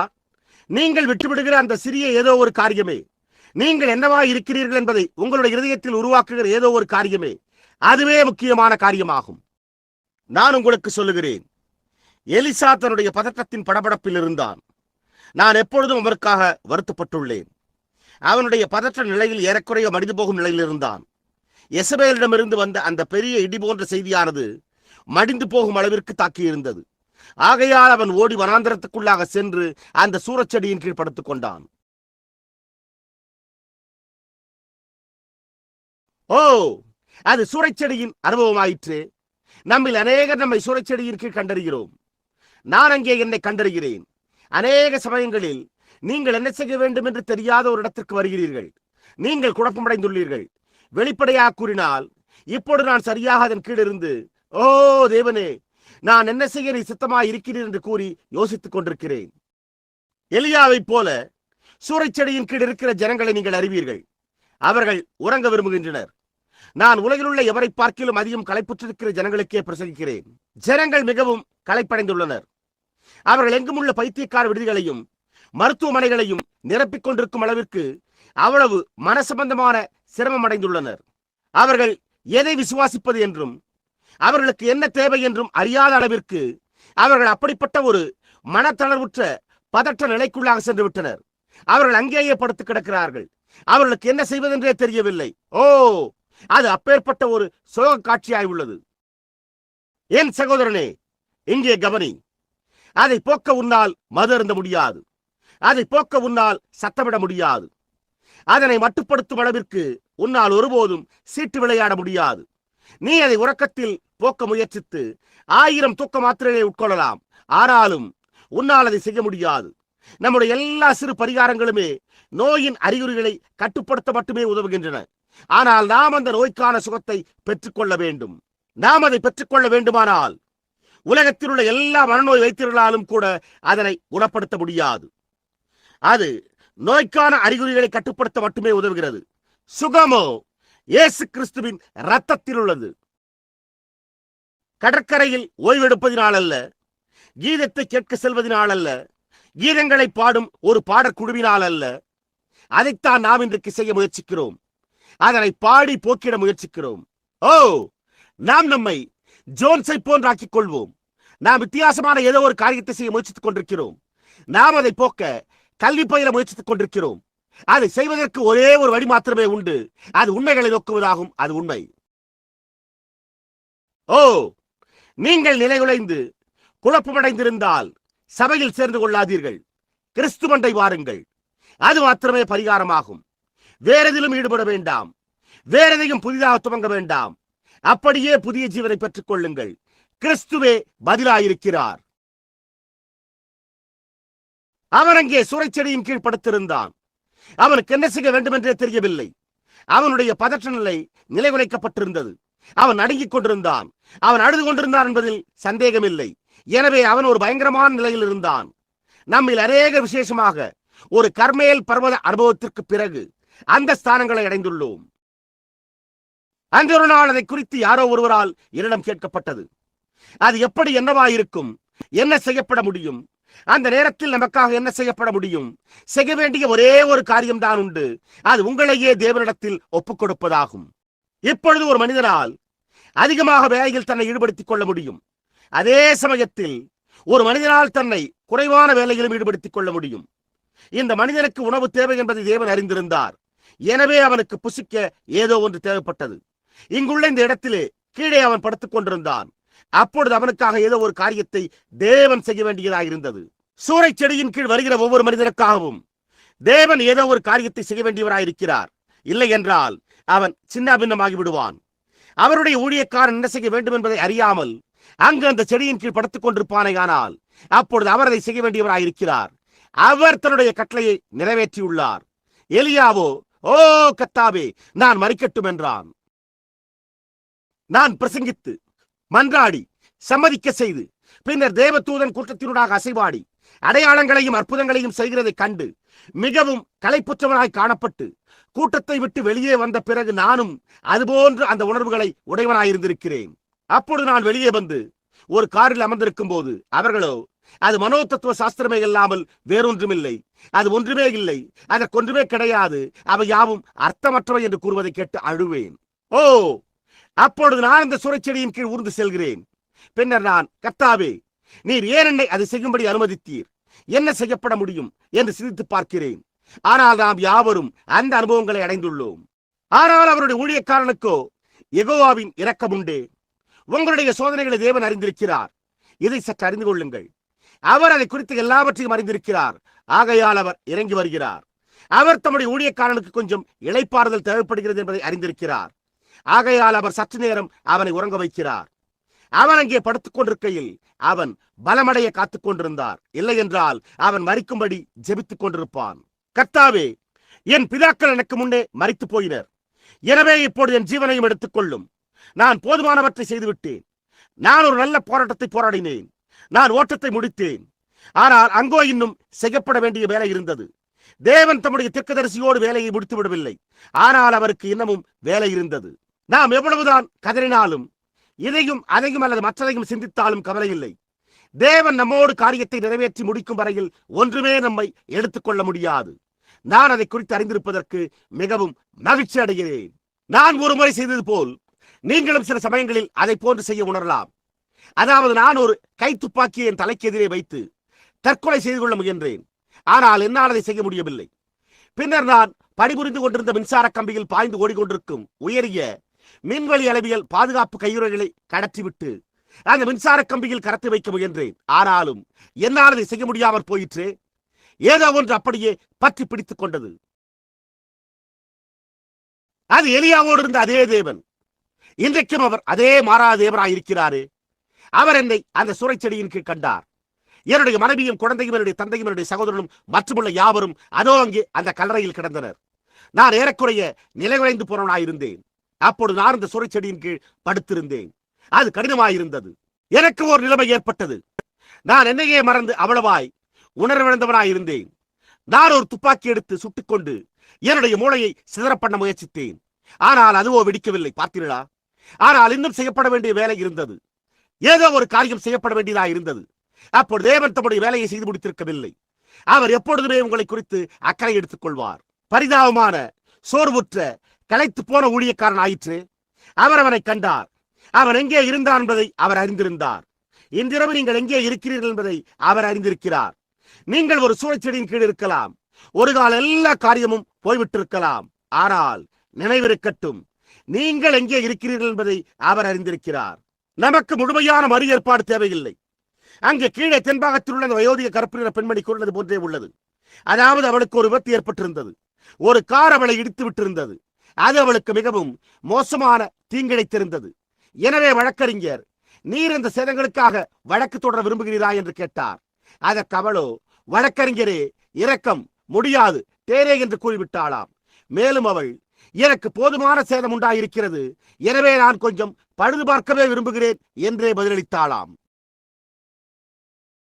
அவள் இந்த சமுதாயத்திற்காகவும் இன்றிரவு உள்ள இந்த சபைக்காகவும் நரகத்திற்கு செல்ல ஆயத்தமாய் உள்ள இந்த அமெரிக்காவுக்காகவும் அதை நன்றாகவே கூறினாள் என்றே நான் கருதுகிறேன். இது பின்வாங்கி போய் இருக்கவில்லை. இது ஏற்கனவே இழக்கப்பட்டாயிற்று. இது நரகத்திற்கு செல்லும் அதனுடைய பாதையில் இல்லை. அது ஏற்கனவே நரகத்தை சந்தித்து விட்டது. இது இழக்கப்பட போவதாயில்லை. இது ஏற்கனவே இழக்கப்பட்டாயிற்று. இது சேதங்களுக்காக வழக்கு தொடர வேண்டியதில்லை. இதற்கு ஒரு பழுதுபார்ப்பே தேவைப்படுகிறது. இது உண்மையாய் உள்ளது. நீங்கள் எங்கே இருக்கிறீர்கள் என்பதை அவர் அறிந்திருக்கிறார். நீங்கள் எங்கே படுத்துக் கொண்டிருக்கிறீர்கள் என்பதை அவர் அறிந்திருக்கிறார். அவர் ஒரு தூதனை அனுப்பினார். அந்த தூதன் அவரை தொட்டான். அவன் உறங்க சென்றான். அவன் விழித்தெழுந்த போதோ அங்கே சில கோதுமை அடைகள் இல்லை, ஏதோ ஒரு விதமான அடைகள், தழலில் சுடப்பட்ட அடைகள் அவனுக்கு அருகில் வைக்கப்பட்டிருந்தன. அப்பொழுது அவர், எலியாவே, எழுந்து புசி என்றார். அங்கே அவருடைய ஊழியக்காரனுக்கு தேவனுடைய கிருபை இருந்தது. பாருங்கள், அவர் அவனை இளைப்பாற பண்ணி கொண்டிருந்தார். இயேசு வனாந்திரமான ஒரு இடத்தில் தனித்தே சற்றே இளைப்பாறும்படி போவோம் வாருங்கள் என்றார் என்பதை நீங்கள் அறிவீர்கள். நீங்கள் ஓய்வெடுக்க வேண்டியதில்லை என்று இந்த நபர்களில் சிலர் நினைக்கிறார்கள். அப்படியானால் அவர்கள் ஏறத்தாழ சீக்கிரத்தில் களைப்படைந்து விடுவார்கள் என்பதை நாம் கண்டறிகிறோம். அவர்கள் ஓய்வெடுக்கவில்லை என்றால் அப்பொழுது அவர்கள் தங்களை எங்காவது பாழாக்கிக் கொள்வதை கண்டறிகின்றனர். இன்றிரவு நம்முடைய சகோதரன் பில்லிகிரகாமும் அந்நிலையில்தான் உள்ளார் என்று நான் கருதுகிறேன். அவர் வரம்பு மீறி செயலாற்றி காரியத்தை கெடுக்கவே முயற்சிக்கிறார். இந்த மானிட சரீரங்கள் பலமுள்ளவைகள் தான், ஆனாலும் அவைகளுக்கு இளைப்பாறுதல் தேவையே. ஆகையால் நீங்கள் எங்காவது சென்று சற்று இளைப்பாற முடியும். ஆனால் அப்பொழுது அவர்களோ உங்களை, அவர் ஒரு பிரசங்கியா இருந்தார் என்று எண்ணினேன், அவரை பாருங்கள், அதோ அவர் கரையிலே மீன்பிடித்துக் கொண்டிருக்கிறார் என்று விமர்சனம் செய்வார்கள், அல்லது அதை போன்ற ஏதோ ஒரு காரியமாயிருக்கும். ஆனால் காரியம் அதுவல்ல. யெகோவா தமக்கு சொந்தமானவர்களை குறித்து அக்கறை எடுத்துக் கொள்வார். அவன் அங்கே அந்த செடியின் கீழே படுத்துக் கொண்டிருந்த போது சோர்வுற்று போய் நிலைகுலைந்திருந்தான். எனவே தேவன் அவனுடைய பதற்ற நிலையை சாந்தப்படுத்திக் கொண்டிருந்தார். அவர் அவனை போஷித்தார். பின்னர் அவர் அவனை மீண்டும் எழுப்பி அவனை மீண்டும் போஷித்தார். அதன் பின்பு மீண்டும் உறங்க வைத்தார். உங்களுக்கு தெரியுமா, அந்த அடைகளில் என்ன இருந்தது என்று நான் அவ்வப்போது வியந்திருக்கிறேன். அவர் அந்த அடைகளில் எந்த விதமான ஊட்டச்சத்தை வைத்திருந்தார். எப்படியா இருந்தாலும், அங்கே அதில் என்ன இருந்திருந்தாலும், அது 40 பகல் மற்றும் 40 இரவு வரை அவனை புசிக்காமல் நீடித்திருக்க செய்ததே. அவன் அந்த அடைகளில் இருந்து உண்டாயிருந்த பலத்தினால் தான் சென்றான். இன்றிரவு அவைகளில் சில எனக்கு தேவை என்று தேவன் அறிந்திருக்கிறார். இந்த சபைக்கும் அவைகளில் சில தேவைப்படுகிறது என்று நான் நிச்சயம் நம்புகிறேன். உலகத்திலிருந்து தூரமாய் பிரிந்து பாருங்கள். நாம் சற்று இளைப்பாறுவோம். நாம் அதை குறித்து சற்று நேரம் பேசுவோமாக. உங்களுக்கு இளைப்பாற நேரமில்லை என்று நீங்கள் கூறலாம். ஜான் வெஸ்லி அதை ஒருமுறை கூறினார். அப்பொழுது அவர், நான் ஓய்வெடுக்க பயப்படுகிறேன், இளைப்பாற எனக்கு நேரமே இல்லை என்றார். நீங்கள் இந்த இளைப்பாறுதல்களை பெற்றுக் கொள்ளவில்லை என்றால் அப்பொழுது நீங்கள் நிலைகுலைந்து காணப்படுவதை கண்டறிவீர்கள். அதன் பின்னர் அவன் 40 நாட்கள் இரவும் பகலும் நடந்து சென்றான் என்றும், தேவன் அவனை நிற்க வைக்கும்படிக்கு ஒரு இடத்தை கண்டுபிடித்து இல்லை, ஒரு குகைக்குள்ளாக எடுத்துக்கொண்டார் என்பதையும் நாம் கண்டறிகிறோம். தேவன் அவனுடைய கவனத்தை கவர விரும்பினார். ஆகையால் அங்கே ஒரு பலத்த காற்று உண்டாகி கடந்து போனது. அது பர்வதத்தை பிளந்தது. அது கண்மலைகளை அசைக்கத்தக்கதாய் அவ்வளவு வல்லமை உள்ளதாய் இருந்தது. ஆனால் தேவன் அந்த பலத்த காற்றில் இருக்கவில்லை. அது முன்னதாக செல்லும்படி தேவன் செய்தார். அதன் பின்னர் மீண்டும் பூமியை அசைத்த ஒரு பெரிய பூமி எதிர்ச்சி உண்டானது. ஆனால் இன்னமும் தேவன் அந்த பூமி எதிர்ச்சியிலும் இருக்கவில்லை. அதற்கு பின் அக்கினி உண்டானது. ஆனால் தேவன் அக்கினியிலும் இருக்கவில்லை. அதன் பின்னர் அங்கே ஒரு அமர்ந்த மெல்லிய சத்தம் உண்டாயிற்று. தேவன் அந்த சத்தத்தில் இருந்தார். சகோதரனே, சகோதரியே, நான் ஒரு குகையிலே போதிய காலம் இருந்து வந்துள்ளேன். நீங்களும் கூட சுற்றிலும் சம்பவித்த ஏராளமான பூமி எதிர்ச்சிகளின் அசைவுகளையும், ஏராளமான இரைச்சல்களையும், பகட்டார வாரங்களையும், குழப்ப நிலைகளையும், அது போன்ற காரியங்களையும், பெரிய கூட்டங்களையும் அறிந்திருக்கிறீர்கள். ஆனால் தேவன் எங்கே இருக்கிறார்? அதிலெல்லாம் அவர் இருந்து வருகிறாரா? அந்த காரணத்தினால்தான் நான் இந்த காலையில் என்ன செய்தேன் என்பதை நான் கூறினேன். ஒரு சுகமளிக்கும் ஆராதனையை காட்டிலும் ஆழமான ஏதோ ஒரு காரியம் வரவேண்டியதாய் உள்ளது. அந்நிய பாஷைகளில் பேசும் ஒரு வரத்தை காட்டிலும் ஆழமான ஏதோ ஒரு காரியம் வரவேண்டியதாய் உள்ளது. ஒரு பலத்த காற்றடிக்கிற முழக்கத்தை விட ஆழமான ஏதோ ஒரு காரியம் வரவேண்டியதாய் உள்ளது. பலத்த காற்று புறப்பட்டு சென்றது. ஆனால் தேவன் அதில் இருக்கவில்லை. நாம் தேசம் முழுவதிலும் பலத்த காற்றடிக்கிற முழக்கங்களையும், உணர்ச்சி வசப்படுதல்களையும், முகத்தில் மற்றும் கரங்களில் ரத்தம் அடிதல் இன்னும் எல்லா விதமான அடையாளங்களையும் உடையவர்களாக இருந்து வந்துள்ளோம். ஆனால் தேவன் எங்கே இருக்கிறார்? எலிசா காத்திருந்தான். அதே சமயத்தில் அவன் ஒரு தீர்க்கதரிசியாக இருந்தான். ஆனால் அவன் அதற்கு செவி கொடுத்தான். அவன் அவர்களோடுள்ள எழுப்புதல்களை ஒப்பிட்டு பார்க்கும்படி ஒருபோதும் செல்லவே இல்லை. அவன் ஒருபோதும் தேசத்தில் இருந்த மிகப்பெரிய கூடாரத்தில் சேர்ந்து கொள்ளும்படி ஒருபோதும் புறப்பட்டு செல்லவில்லை. அவன் ஒருபோதும் தொலைக்காட்சியின் பேரிலான நிகழ்ச்சிக்கு செல்லவே இல்லை, அல்லது நாம் அழைக்கும் மற்ற காரியங்களுக்கும் சென்று விடவில்லை. இந்த மகத்தான எல்லா பகட்டார வாரங்களிலும் அமெரிக்காவானது அந்த இரைச்சல்களுக்கு செவி கொடுக்கும் குற்றத்துக்குள்ளாகி உள்ளது. ஓ, நாம் இரைச்சலை விரும்புகிறோம், ஆனால் தேவன் அந்த இரைச்சலில் இல்லையே. அவைகள் கனமுள்ள காரியங்களாய் இருந்தாலும் கூட அதே சமயத்தில் தேவன் அந்த இரைச்சலில் இல்லையே. அப்படி இருந்திருக்குமேயானால் ஆப்பிரிக்கர்கள் முரசு கொட்டும் போது நீங்கள் அப்படிப்பட்ட ஓர் இரைச்சலையும் தாளத்தையும் ஒருபோதும் கேட்டிருந்திருக்கவே மாட்டீர்கள். தேவனதில் இருக்கவில்லையே. நாம் பலத்த காற்றடிக்கிற முழக்கங்களை உடையவர்களாக இருந்து வந்துள்ளோம். நாம் எல்லா விதமான அக்கினிகளையும் பூமி எதிர்ச்சிகளையும் குலுக்கல்களையும் மற்றும் பெரிய எழுப்புதல்களையும் அதை போன்ற காரியங்களையும் உடையவர்களாக இருந்து வந்துள்ளோம். ஆனால் தேவனதில் இருக்கவில்லை.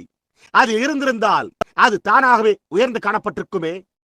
ஆனால் அதற்கு பிறகு ஒரு அமர்ந்த மெல்லிய சத்தம் உண்டானது. அப்பொழுது அந்த சத்தத்தில் தேவன் இருந்தார். நண்பர்களே, இன்றைக்கு நான் அதைத்தான் சிந்தித்துக் கொண்டிருக்கிறேன். ஜனங்களாகிய நாம் எல்லா இரைச்சலினாலும் அவ்வளவாய் உணர்ச்சியூட்டப்பட்டு வசமிடக்கப்பட்டிருக்கிறோம். எனவே அமெரிக்கா இரைச்சலை விரும்புகிறது. அவர்கள் என்ன செய்து கொண்டிருக்கிறார்கள் என்பதை நோக்கி பாருங்கள். அவர்கள் இந்த பண்டைய வானொலி பெட்டிகளில் தங்களால் முடிந்த அளவு அதனுடைய சத்தத்தின் அளவை உயர்த்தி சுழன்று ஆடும் நடன பாடல்கள், பூகி ஊகி மற்றும் எல்லா விதமான பாடல்களையும் கேட்கிறார்கள். அவர்கள் அதை மிகவும் சத்தமாக வைத்து கேட்கிறார்கள். அது உங்களுடைய செவிப்பறையே கிழித்துவிடும். கிட்டத்தட்ட நாள் முழுவதும் இரைச்சலே. நாம் சபையில் முரசு கொட்டி மேலும் கீழுமாக ஓடி கூச்சலிட்டு அலறி கூக்குரலிட்டு அந்த விதமான ஒரு மகத்தான நேரத்தை உடையவர்களாக இருந்து வந்தோம். அதற்கு விரோதமாக ஒன்றுமில்லை. ஆனால் தேவன் அதில் இருந்தாரா? அது என்ன செய்தது?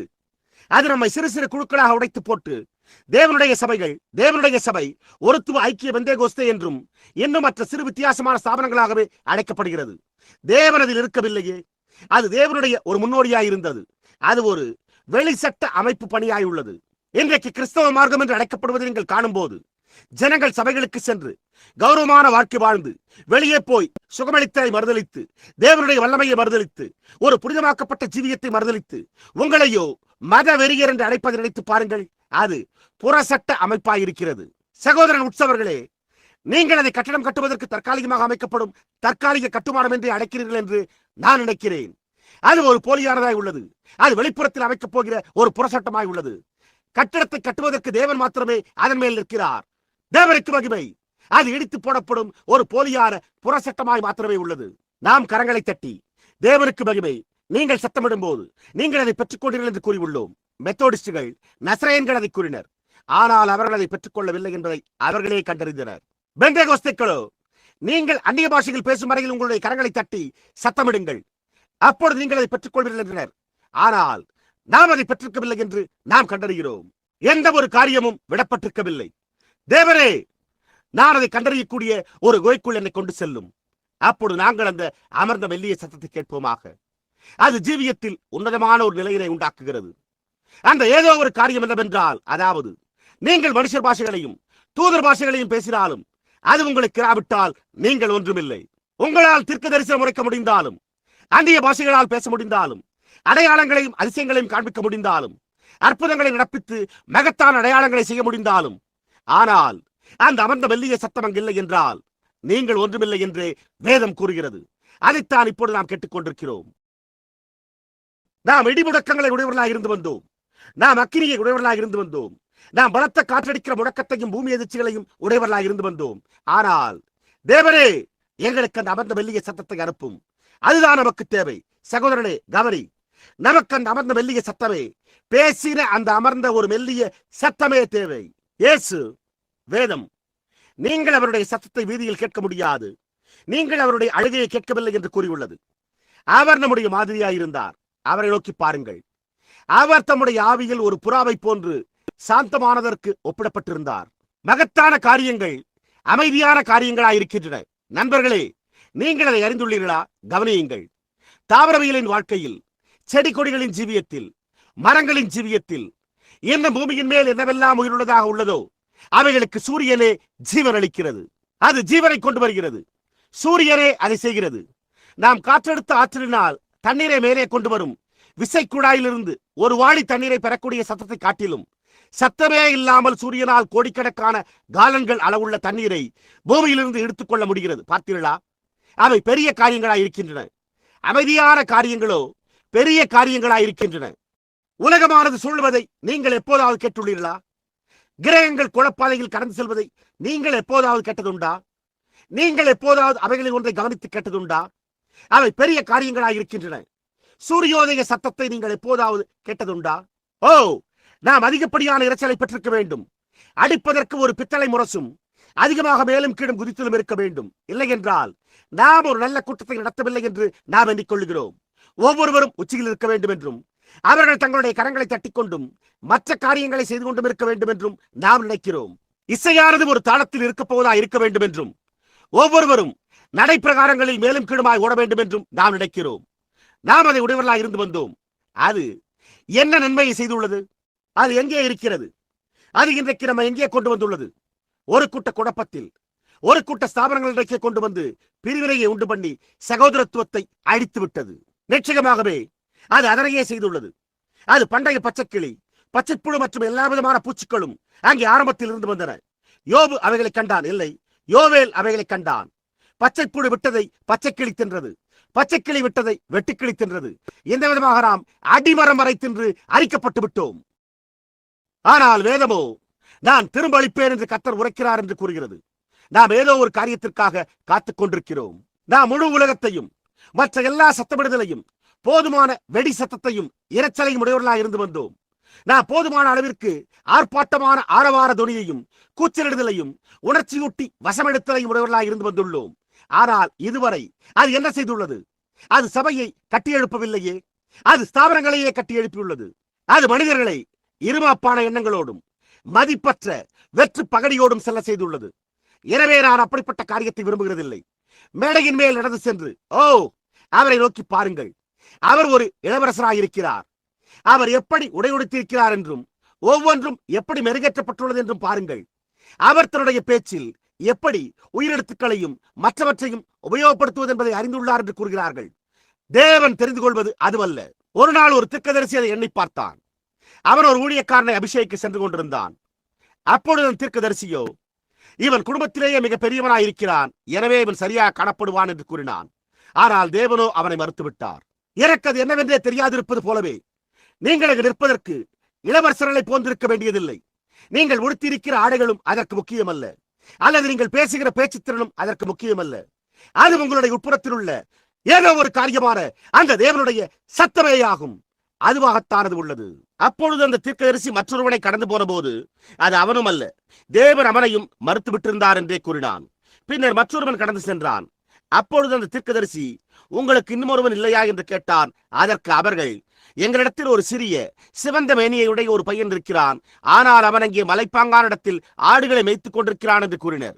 அது தாவீதா இருந்தது. அப்பொழுது அவர்கள் செம்முடி கொண்ட தலையையும் முகத்திலே படுப்பு புள்ளிகளையும் நிமிர்ந்திராமல் குறுகின தோள்பட்டைகளையுடைய ஆட்டுத்தோலினால் தன்னை சுற்றியிருந்த அந்த சிறுவனை இங்கே தூரத்திலிருந்து கொண்டு வந்த போது தேவன் அது அவன்தான் என்றார்.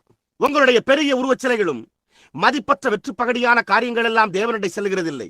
நீங்கள் டிடிடி, PhD அல்லது 2LD என்ற வேதாகம கல்லூரி பட்டங்களை பெற்றிருக்கலாம். நீங்கள் பேராயராகவோ கத்தோலிக்க தலைமை குருவானவராகவோ அல்லது நீங்கள் இன்னும் வேற ஏதாவது பதவியிலோ இருக்கலாம். ஆனால் அதுவோ ஒன்றுமில்லாதிலிருந்து தேவன் ஏதோ ஒரு காரியத்தை உருவாக்கும்படி எடுக்கிறதாய் உள்ளது. நீங்கள் ஒன்றுமில்லாதவர்களாய் இருக்கக்கூடிய வரையில் தேவன் ஏதோ ஒரு காரியத்தை உடையவராய் இருக்கிறார். நீங்கள் உங்களை வழியிலிருந்து விலக்கிக் கொள்ளும் போது தேவனால் உள்ளே வர முடியும். நீங்கள் மிகப்பெரியவர்களாகவும் மிக சிறந்தவர்களாகவும் ஆகும் வரைக்கும் அவ்வளவு வெற்று பகட்டாட்டபரமாகவும் ஆசார முறையை கையாளும் விரைப்புத்தன்மை கொண்டவர்களாய் இருக்கும் போதும் நீங்கள் பெற்றுக்கொள்ள வேண்டியது ஒன்றையுமே இன்னும் பெற்றிருக்கவில்லை. ஆனால் அதுவோ தேவனுக்கு முன்பாக ஒரு தாழ்மையான இருதயத்தில் இருப்பதாகும். சகோதரர்களே, அதை நாம் அறிவோம். நிச்சயம் நீங்கள் சூரியன் உதிப்பதை ஒருபோதும் கண்டிருக்க மாட்டீர்கள். இல்லை, கேட்டிருக்க மாட்டீர்கள். நீங்கள் அதை ஒருபோதும் கேட்டதில்லை. நீங்கள் எப்போதாவது இரவிலே வெளியே சென்று பனித்துளிகள் விடும் சத்தத்தை கேட்டதுண்டா? அது இல்லாமல் நாம் என்ன செய்வோம்? பாருங்கள், அது புகழை எடுத்துக் கொள்கிறதில்லையே. நான் இப்பொழுது உங்களுக்கு ஒரு காரியத்தை கூறவுள்ளேன். அது அப்படியே சிறு அலைகளை கொண்ட தண்ணீர் ஒரு பெரிய இரைச்சலை உண்டு பண்ணாமல் மேலும் கீழும் குதித்து நட்சத்திரங்களின் அழகை அதற்குள் பிரதிபலித்து காண்பிக்கிறது. ஆழமான சிறிய குளம் அமைதியாயிருந்து அந்த நட்சத்திரங்களின் அழகை பிரதிபலிக்கிறது. இன்றிரவு நமக்கு தேவை என்னவென்றால் அந்த ஆழமான ஐஸ்வர்யமான அனுபவமே. அதாவது நமக்குள்ளாக ஆழத்தில் இருக்கும் ஏதோ ஒரு காரியமாகும். அதற்கு சத்தமிட வேண்டியதில்லை. அதே சமயத்தில் அந்த அனுபவத்தை பெற்றிருக்கலாம். ஆனால் நாமோ நம்முடைய சத்தமிடுதலின் பேரிலேயே எல்லா முக்கியத்துவத்தையும் செலுத்துகிறோம். அந்த அனுபவம் ஒருபோதும் அந்நிய பாஷைகளை பேசாமல் இருக்கலாம். அதே சமயத்தில் அந்த அனுபவத்தை பெற்றிருந்திருக்கலாம். ஆனால் நாம் அதன் பேரிலேயே எல்லா முக்கியத்துவத்தையும் வைக்கிறோம். அதற்கு பில்லி கிரஹாமுடைய கூட்டத்தில், ஓரல் ராபர்ட்ஸனுடைய கூட்டத்தில் அல்லது என்னுடைய கூட்டத்தில் கலந்து கொள்ளாமல் இருக்கலாம். நீங்கள் கலந்து கொள்ள வேண்டியதில்லை. ஆனால் அதற்கு என்ன இருக்க வேண்டும் என்றால், தேவனுடைய நித்திய அன்பின் ஆழங்களே ஆகும். அந்த ஆவி அவனுடைய உட்புறத்தில் உள்ளது. அதுவே நீங்கள் என்னவாய் இருக்கிறீர்கள் என்பதை உருவாக்குகிறது. இந்த காலையில் அதை குறித்துதான் நான் பேசிக் கொண்டிருந்தேன். அதைத்தான் நான் எடுத்துக் கொண்டிருந்தேன். அதாவது சபையை கல்வாரிக்கு அருகே முன்னும் பின்னுமாக எடுத்துக் கொண்டிருந்தேன்.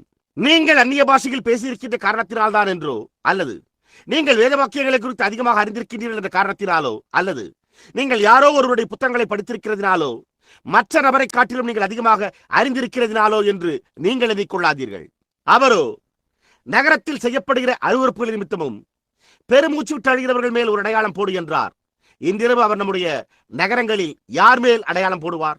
பாருங்கள், அது ஆவியானவருடைய ஆழங்களாயிருக்கிறது என்று ஆழமற்றதா இருக்கவில்லை. அது வாதுமை மரத்தின் கொட்டையின் மேலுள்ள ஓடு அல்ல. அந்த ஓட்டின் கீழ் காணப்படும் பருப்பு விதையே நல்லதாயிருக்கிறது. அது ஓட்டின் கீழ் உட்புறத்தில் உள்ள வாதுமை மர பருப்பு விதையாயிருக்கிறது. நீங்கள் ஒரு பெரிய காலியான ஓட்டையை பெற்றுள்ளீர்கள். அங்கே உள்ள அந்த ஓட்டுக்கு கீழே ஒன்றையுமே பெற்றிருக்கவில்லை. இன்றிரவு நமக்கு தேவை என்னவென்றால் தேவனுடைய அன்பின் ஆழங்களே ஆகும். எலியா அந்த அமர்ந்த மெல்லிய சத்தத்தை கேட்டபோது அவரை ஒன்றுமே தொல்லைப்படுத்தவில்லை. இவை எல்லாவற்றிலும் நீங்கள் என்னத்தை கேட்டிருக்கிறீர்கள்? நீங்கள் இன்னும் ஒரு சில நாட்களில் போய்விடலாம். நீங்கள் பில்லி கிரஹாமை குறித்து கேள்விப்படலாம். நீங்கள் ஓரல் ராபர்ட்ஸை குறித்து கேள்விப்படலாம். நீங்கள் மற்ற மகத்தான மனிதர்களை குறித்து கேள்விப்படலாம். அது மனிதர்களுக்கு விரோதமாக ஒன்றுமில்லை. அவர்கள் தேவனுடைய ஊழியக்காரர்களாக இருக்கிறார்கள். ஆனாலும் அந்த இரைச்சலுக்கு செவி கொடுக்காதீர்கள். அந்த அமர்ந்த மெல்லிய சத்தத்திற்கே செவி கொடுங்கள். அதுவே மானுட இதயத்துக்குள்ளாக வருகிற ஆழமான ஒரு காரியமாயிருக்கிறது. அதுவே உங்களிடத்திலிருந்து எல்லா மூடத்தனத்தையும் தூரமாய் எடுத்து போடுகிறது. அது உங்களிடத்திலிருந்து முழு உலகத்தையும் தூரமாய் எடுத்து போட்டு விடுகிறது. அதுவே உங்களை உலகத்தின் காரியங்களை வெறுக்கும்படி செய்து தேவனுடைய காரியங்களை நேசிக்கும்படி செய்கிறது. அதுதான் அந்த ஆழங்கள். அந்த குளமே தேவனுடைய நித்திய மகிமை நட்சத்திரங்களை பிரதிபலிக்கிறதாய் உள்ளது. அது கண்களுக்கு கண்ணீரை வரவழைக்கிற காரியமாய் உள்ளது. அதுவே மகிமையால் நிறைந்ததும் சொல்லி முடியாதுமான சந்தோஷத்தை வரவழைக்கிறது. உங்களுக்கு மற்ற எல்லா காரியங்களும் தவறி போகும்போது அதுவே உங்களை நிற்க வைக்கிறது. சுகவீனம் உண்டாகிற போது அல்லது மரணமே கூட வருகிற போதும் அது இன்னமும் அதற்குள் தேவனுடைய ஆசீர்வாதத்தின் பிரதிபலிப்பை பெற்றுள்ளது. அந்த ஆழமான சிறிய குளமானது பரலோகத்தை பிரதிபலிக்கிறதே என்று சிற்றலையையும் தண்ணீர் இறைச்சலையும் பிரதிபலிக்கிறதில்லை. சிற்றலை கொண்ட தண்ணீர்கள் மிகவும் ஆழமாயிருப்பதில்லை. அமைதியான தண்ணீர்களே ஆழமாய் பாய்ந்தோடுகின்றன.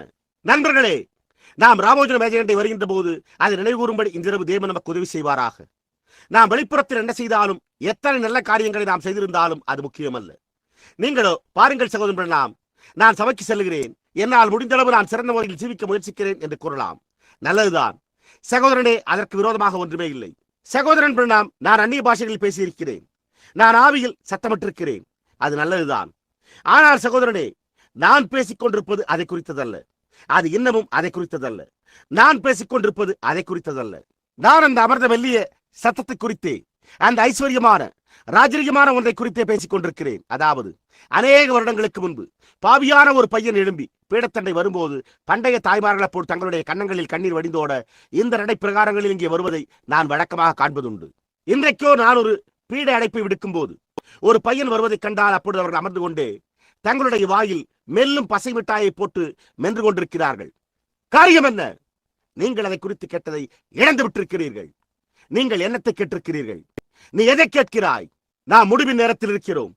நீங்கள் தொலைக்காட்சியிலும் வானொலியிலும் உங்களுடைய மாத இதழ்களிலும் உங்களுடைய செய்தித்தாள்களிலும் கூறியிருக்கிறதையே கேட்கிறீர்கள். அதாவது இந்த தேசத்தில் ஒரு குறிப்பிட்ட நாளில் சுழல் காற்று உண்டாகப் போகிறது என்று கூறும் காரியங்களை கேட்கிறீர்கள். நீங்கள் எல்லா அபாய எச்சரிப்பையும் நாள் முழுக்க உங்களுடைய வானொலியில் ஒலிபரப்பப்படும் அந்த அர்த்தமற்ற எல்லாவற்றையும் தொடர்ந்து கேட்பதும், துப்பாக்கி குண்டுகள் அல்லது வெடிகுண்டுகள் வெடிக்கும் போது சம்பவிக்கிறதையும் எல்லத்திற்காக கேட்டுக் கொண்டிருக்கிறீர்கள். நான் இந்த காரியங்களுக்கு செவி கொடுத்துக் கொண்டிருக்கவில்லை. நானோ மேலே ஏறிவா, உத்தமமும் உண்மையும் உள்ள என்னுடைய ஊழியக்காரனால் இது நன்றாக செய்யப்பட்டது என்று கூறுகிற ஒரு சத்தத்தை கேட்கும்படிக்கே செவி கொடுத்துக் கொண்டிருக்கிறேன். நீ எதை கேட்கிறாய்? உங்களுக்கு தெரியுமா? நாம் உலகத்தின் எல்லா காரியங்களுக்கும் அதை போன்ற காரியங்களுக்கும் மிகவும் கவனமாய் செவி கொடுப்பதில் அதிக ஆர்வம் கொண்டுள்ளோம் என்று நான் கருதுகிறேன். ஆனால் நம்மால் அந்த அமர்ந்த மெல்லிய சத்தத்தை கேட்க முடியவில்லை. நம்முடைய போதகர்களோ வெறுமன சபையில் சேர்ந்து கொள்ளுங்கள், அதுவே போதுமானதாகும் என்று கூறுவதை நாம் கேட்கிறோம். மேலும் அவர்களில் சிலர் அந்நிய பாஷையில் பேசுங்கள், அதுவே போதுமானது என்று கூறுவதை நாம் கேட்கிறோம். இன்னும் அவர்களில் சிலர் வெறுமன சத்தமிடுங்கள், அது போதும் என்று கூறுகின்றனர். அவைகளின் மூலமாக உங்களால் சற்றேனும் அதை கேட்க முடியாது. ஆனால் அந்த அமர்ந்த மெல்லிய சத்தமே ஐஸ்வர்யமும் ஆழமான ஏதோ ஒரு காரியத்தை ஜீவியத்தில் பொருத்தி நீங்கள் இருக்க வேண்டிய பிரகாரம் உங்களை உருவாக்குகிறது. ஒரு கோதுமையை சுமக்கிறதில்லை, ஏனென்றால் அது ஒரு திராட்சை செடியின் மேல் உள்ளது. இல்லை, அது ஒரு தண்டின் மேல் உள்ளது. ஒரு களையும் ஒரு தண்டின் மேல் தான் உள்ளது. ஆனால் கோதுமையானது கோதுமையாய் பிறக்க அந்த செடியில் உள்ள ஜீவனை எடுத்துக் கொள்கிறது. தண்ணீரானது கோதுமையின் மேலும் களையின் மேலும் இருந்து தண்ணீரை பாய்ச்சும். அவைகள் இரண்டுமே அதில் கலிகூறும், அவைகள் இரண்டுமே அதில் வளரும். புருஷர்களும் ஸ்திரீகளும் சபையை சேர்ந்து கொண்டு சத்தமிட்டு தேவனை துதித்து அந்நிய பாஷைகளில் பேசி ஆவியில் நடனமாடி தசமபாகங்களை செலுத்தி வளர்ந்தவர்களாய் காணப்பட முடியும். அதே சமயத்தில் அவர்களுடைய இருதயங்களில் அந்த அமர்ந்த மெல்லிய ஐஸ்வர்யமான தேவனுடைய சத்தமும் ஆழமான அன்பும் இன்னும் பெறாமல் இருக்க முடியும். என் சரீரத்தை சுட்டரிக்கப்படுவதற்கு கொடுத்தாலும் அன்பு எனக்கு இராவிட்டால் எனக்கு பிரயோஜனம் ஒன்றுமில்லை. எனக்குண்டான யாவற்றையும் நான் அன்னதானம் பண்ணினாலும் அன்பு எனக்கு இராவிட்டால் நான் இன்னமும் ஒன்றுமில்லை. நான் மலைகளை பெருக்கத்தக்கதாக சகல விசுவாசம் உள்ளவனாய் இருந்தாலும் அன்பு எனக்கு இராவிட்டால் நான் ஒன்றுமில்லை. நான் அந்நிய பாஷைகளை பேசினாலும் மனுஷர் பாஷைகளையும் தூதர் பாஷைகளையும் பேசினாலும் அன்பு எனக்கு இராவிட்டால் நான் ஒன்றுமில்லை. புரிகின்றதா? உங்களுடைய இருதயத்தில் பேசுகிற அமர்ந்த மெல்லிய சத்தமே அந்த ஒவ்வொரு மனப்பான்மையும் மாற்றுகிறது. அதுவே சுவாபத்தையும் மாற்றுகிறது. நீங்கள் கிறிஸ்துவுக்குள் ஒரு புது சிருஷ்டியாய் இருக்கின்றீர்கள். நீங்கள் எதை கேட்கிறீர்கள் நண்பரே, அது நீ என்னத்தை கேட்டுக்கொண்டிருக்கிறாய் என்பதை பொறுத்ததன் பேரில் உள்ளது. நீ இங்கே கேட்டுக்கொண்டிருப்பாயானால் எந்த விதமான விமர்சனமும் இல்லை, எந்த பிரதிபலிப்பும் இல்லை. ஆனால் நீங்கள் எங்கோ நடைபெறும் ஒரு மகத்தான எழுப்புதலை குறித்து கேள்விப்பட்டு நீ அதற்கு செவி கொடுத்துக் கொண்டிருப்பாயானால், அங்கே 10,000 ஜனங்கள் கூடியிருக்கின்றனர் என்று கூற கேட்பாயானால் போ. ஆனால் நீ தவறான காரியத்திற்கு செவி கொடுத்துக் கொண்டிருக்கிறாய்.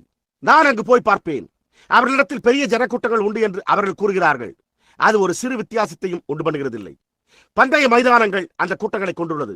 ஒவ்வொரு நிகழ்ச்சியும் அந்த கூட்டங்களை கொண்டுள்ளன. நெளிந்து உருண்டாடும் நடனக்காரர்கள் அந்த கூட்டத்தை கொண்டுள்ளனர். நான் அங்கு போகிறேன். நான் ஏதோ ஒரு காரியத்திற்காக அங்கே போய்க் கொண்டிருக்கிறேன். நீங்கள் வேற எந்த காரியத்திற்காக செல்வீர்களே ஆனால் நீங்கள் அந்த அமர்ந்த மெல்லிய சத்தத்தை தவிர வேற எந்த காரியத்திற்காவது செவி கொடுத்துக் கொண்டிருந்தால் அப்பொழுது குகைக்குள்ளாக திரும்பி வாருங்கள். நம்மால் ஆயத்தமாக முடியும் வரைக்கும் சூறைச்செடியின் கீழ் இருக்கவே திரும்பிச் செல்வோம். நீங்கள் அமைதியாக பற்றிக் கொண்டிருக்க காத்திருங்கள். இடி முழக்கங்கள் கடந்து செல்லட்டும். பூமி எதிர்ச்சியானது குலுங்கட்டும். பலத்த காற்றடிக்கிற முழக்கம் கடந்து போகட்டும். அக்கறை பெருக்கெடுத்து பரவட்டும். இன்னும் என்னவெல்லாமோ நிகழட்டும்.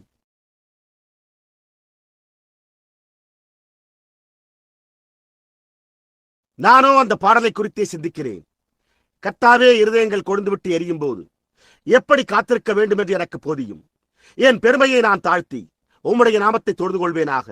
என் விசுவாசம் தொடர்ந்து புதுப்பிக்கப்பட்டு என் கண்கள் உம்மேல் தொடர்ந்திருப்பதாக. நான் என்னவா இருக்க வேண்டும் என்று நீர் விரும்புகிறீரோ நான் அவ்வாறே புவியின் மீது இருப்பேனாக. அதைத்தான் நான் செய்ய விரும்புகிறேன்.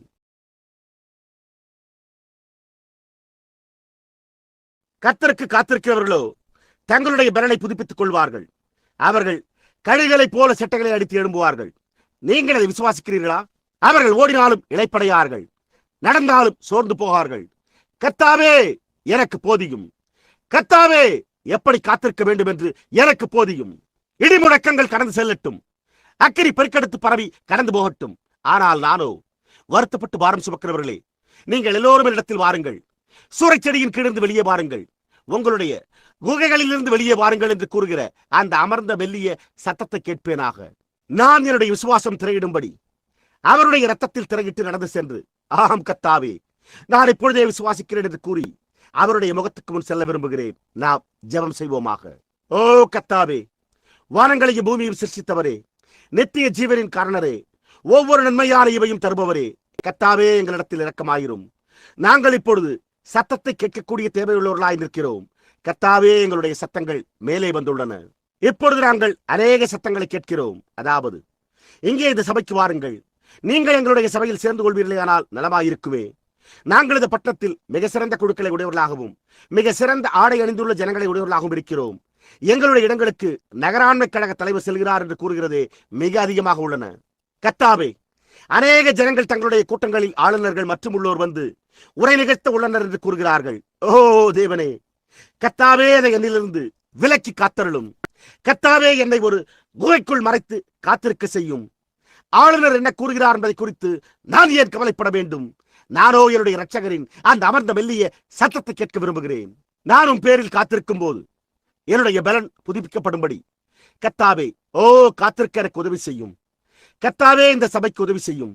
அவர்கள் உன் பேரில் காத்திருந்து தங்களுடைய விசுவாசத்தை புதுப்பித்து தங்களுடைய பலனை புதுப்பித்து கழுகுகளைப் போல சட்டைகளை அடித்து எழும்புவார்களாக. கர்த்தாவே, அவர்கள் இரைச்சலை அல்ல, ஆரவாரத்தை அல்ல, ஆனால் அந்த அமர்ந்த மெல்லிய சத்தத்திற்கே செவி கொடுத்துக் கொண்டிருப்பார்களாக. கர்த்தாவே, இன்னும் ஒரு சில நாட்களில் நான் இங்கே தொலைவில் உள்ள ஒரு குகைக்குள்ளாக காத்திருக்கும்படி செல்ல போகிறேன். தேவனே, கர்த்தாவே, எனக்கு உதவி செய்யும். உலகத்தின் காரியங்களுக்கும் புகழுக்கும் கீர்த்திக்கும் இந்த உலகம் அளிக்கக்கூடிய எந்த மாயான காரியத்திற்கும் என்னுடைய செவிகளை செவிடாக்கி என்னை குருடாக்கும். கர்த்தாவே, நான் அந்த அமர்ந்த மெல்லிய சத்தத்தை கேட்கும் வரை அங்கேயே தரித்திருப்பேனாக. அதன் பின்னர் உம்முடைய ஊழியக்காரனாகி நான் வந்து கழுகின் சட்டைகளை கொண்டு எழும்புவேனாக. இதை அருளும் கர்த்தாவே. இந்த சிறு சபையை ஆசீர்வதியும். எங்களுடைய சகோதரன் நெவிலை ஆசீர்வதியும். கர்த்தாவே, அவருடைய வயிற்றிலிருந்து சுகவீரத்தை எடுத்து போட்டு அதை அவரிடத்திலிருந்து விரட்டி அடியும். கர்த்தாவே, வழக்கமாக அவர் செய்து வரும் அன்றாட பணிகளில் தொடர்ந்து அவரை ஈடுபட செய்யும். அவர் இங்கே திரும்பி வந்து புதுப்பிக்கப்படட்டும். அவர்கள் புதுபலன் அடைவார்களே. இதை அருளும் கர்த்தாவே. எங்களுடைய பாவங்களை எங்களுக்கு மன்னியும். கர்த்தாவே, நாங்கள் இப்பொழுது ராபோஜன மேஜையண்டை வருகிறோம். நீர் அபாத்திரமாய் போஜனம் பண்ணுகிறவன் கர்த்தருடைய சரீரம் என்னதென்று நிதானித்து அறியாததினால் தனக்கு ஆக்கிரத்திற்கு வரும்படி போஜனம் பண்ணுகிறான் என்றீர். எங்களுடைய ஆத்துமாக்களையும் எங்களுடைய இருதயங்களையும் ஆராய்ந்து பார்க்கும்படிக்கே கர்த்தாவே எங்களுக்கு உதவி செய்யும். எங்களை குறித்த அசுத்தமான காரியம் ஏதாகிலும் உண்டாகின்னு பார்க்கும்படிக்கு எங்களை சோதித்தறியும். அப்படி ஏதாகிலும் காணப்படுமாயின், தேவனே, நாங்களும் பேரில் தாழ்மையாய் காத்திருக்கையில் எங்களுக்கு மன்னியும். நாங்கள் இதை உம்முடைய குமாரனாகிய இயேசுவின் நாமத்தில் வேண்டிக் கொள்கிறோம். ஆமேன். கர்த்தாவே, என்னுடைய முழங்காலில் காத்திருக்கும்படி எனக்கு போதியும். உமக்கே உரிய நல்ல நேரத்தில் நீர் என்னுடைய வேண்டுதல்களுக்கு பதிலளியும். அது சரியாயிருக்கும். மற்றவர்கள் என்ன செய்கிறார்கள் என்பதன் பேரில் நம்பிக்கை கொள்ளாதிருக்க எனக்கு போதியும். ஆனால் உம்மிடத்திலிருந்து வரும் பதிலுக்காகவே ஜெபத்தில் காத்திருக்கிறேன். பரலோகத்திலிருந்து வரும் பதிலை அதைத்தான் நான் விரும்புகிறேன். நான் அவருடைய சத்தத்தை கேட்க விரும்புகிறேனே என்று மேலாளருடைய சத்தத்தை அல்ல, நகராண்மை கழக தலைவருடைய சத்தத்தை அல்ல, ஆளுநருடைய சத்தத்தை அல்ல, பேராயருடைய சத்தத்தை அல்ல. கர்த்தாவே, நான் உம்முடைய சத்தத்தையே கேட்க விரும்புகிறேன். அந்த சாந்தமான மென்மையான பரிசுத்த ஆவியானவர் என் இருதயத்தில் பேசி, வருத்தப்பட்டு பாரம் சுமக்கிறவர்களே, நீங்கள் எல்லோரும் என்னிடத்தில் வாருங்கள் என்கிறார். ஆம் கர்த்தாவே, இப்பொழுது நாங்கள் ஒரு சூறைச் செடியின் கீழ் படுத்துக் கொண்டிருக்கிறோம். அவர் என்ன கூறுவார் என்பதை காணும்படி நாங்கள் காத்துக் கொண்டிருக்கிறோம். இப்பொழுது உங்கள் ஒவ்வொருவரையும் கர்த்தர் ஆசீர்வதித்திருக்கிறார். எத்தனை பேர் ஜெபத்தில் நினைவு கூறப்பட வேண்டும் என்று விரும்புகிறீர்கள்? நீங்கள் உங்களுடைய கரத்தை உயர்த்துவதை நாங்கள் காணட்டும். நீங்கள், கர்த்தாவே, காத்திருக்க எனக்கு போதியும், எனக்கு போதியும். என்னுடைய எல்லா பெருமையும் நான் மறப்பேனாக. மற்றவர்கள் சென்று இதை போன்ற மகத்தான காரியங்களை செய்யும் போது நான் என்னுடைய பெருமையை தாழ்த்தி உம்முடைய நாமத்தை தொழுது கொள்வேனாக. மற்றவர்கள் என்ன செய்கிறார்கள் என்பதன் பேரில் நம்பிக்கை கொள்ளாதிருக்க எனக்கு போதியும். ஆனால் உம்மிடத்திலிருந்து வரும் பதிலுக்காக ஜெபத்தில் அப்படியே காத்திருப்பேனாக என்று கூறுங்கள். எலியா செய்தது போன்றே அவன் இங்கே பின்னால் காத்திருந்தான். அவன் இடிமுழக்கத்தை கேட்டான், அவன் மின்னலை கேட்டான், அவன் கண்மலை நொறுங்குவதை கேட்டான், அக்கிரியை கேட்டான், அவன் பலத்த பெருங்காற்றை கேட்டான். ஆனால் அவன் எதிர்நோக்கிக் கொண்டிருந்தது அதுவல்ல. அவைகள் தீர்க்கதரிசியை அசைக்க கூட இல்லை. அவர் அதை கடந்து போக செய்தார். ஆனால் அந்த அமர்ந்த மெல்லிய சத்தம் உண்டான போது அவன் தன் சால்வையை எடுத்து தன் முகத்தை மூடிக்கொண்டு கபியின் வாசலுக்கு சென்றான். அப்பொழுது கர்த்தர், போய் அங்கே அந்த பர்வதத்தில் நில் என்றார். அதைத்தான் நானும் கேட்க விரும்புகிறேன். அதாவது பர்வதத்தில் நில் என்பதையே. சரி, இப்பொழுது இது ராபோஜனத்திற்கான நேரமாய் உள்ளது. கர்த்தர் உங்களை ஆசீர்வதிப்பாராக. முதலில் நாம் இதை செய்வதற்கு முன்பு தேவன் அவர்களிடத்தில் பேச வேண்டும் என்று உண்மையாகவே விரும்பி தங்களுடைய கரங்களை உயர்த்தின ஒவ்வொருவருக்காகவும் நாம் ஜெபத்தை ஏறெடுக்க வேண்டும் என்று நான் நினைக்கிறேன். இன்றிரவு உங்களில் எவரேனும் ஒரு சூறைச்செடியின் கீழ் இருக்கின்றீர்களா? உங்களுடைய கரத்தை உயர்த்துங்கள். நிச்சயமாகவே நாம் அங்குதான் இருக்கிறோம். ஆனால் உங்களில் அநேகர் இங்கு குகையில் காத்திருக்கிறீர்கள்.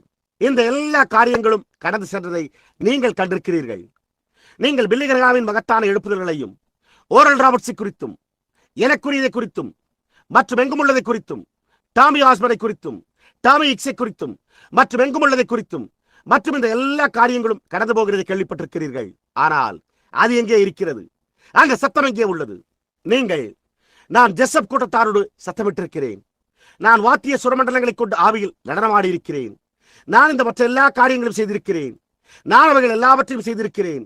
ஆனாலும் சகோதரன் பிரணாம் அவர்களே, நான் இழக்கப்பட்ட ஆத்துமாக்களின் காரணமாக இழைப்படைய முடியாத அளவிற்கு அந்த இழக்கப்பட்ட ஆத்துமாக்களுக்கான ஒரு பாரத்தை என் மேல் போட்டு பிழிந்தெடுக்கும் அந்த ஒரு காரியம் எங்கே உள்ளது என்று கேட்கலாம்.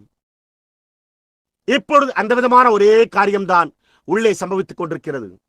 அதைத்தான் வேதம் கூறியுள்ளது. நகரத்தில் செய்யப்படுகின்ற சகல அருவறுப்புகளின் நிமித்தமும் பெருமூச்சு விட்டு அழுகிறவர்கள் மேல் மாத்திரம் ஒரு முத்திரை போடு. ஓ நண்பர்களே, அங்குதான் நமக்கு அது தேவை. நாம் மீண்டும் ஜெபம் செய்வோமாக. கர்த்தாவே, தயவு கூறும் கர்த்தாவே, ஓ நான் மிகவும் அதிகமாய் பாடியிருக்கலாம், நான் மிக அதிகமாய் பிரசங்கித்திருக்கலாம், நான் மிக அதிகமாக சத்தமிட்டிருக்கலாம், நான் மிக அதிகமாக கதறியிருக்கலாம். ஆனால் என்னால் மிக அதிகமாக ஒருபோதும் ஜெபிக்க முடிந்ததில்லை. ஓ தேவனே, என்னை ஆராய்ந்து பார்த்து என்னை சோதித்தறியும்.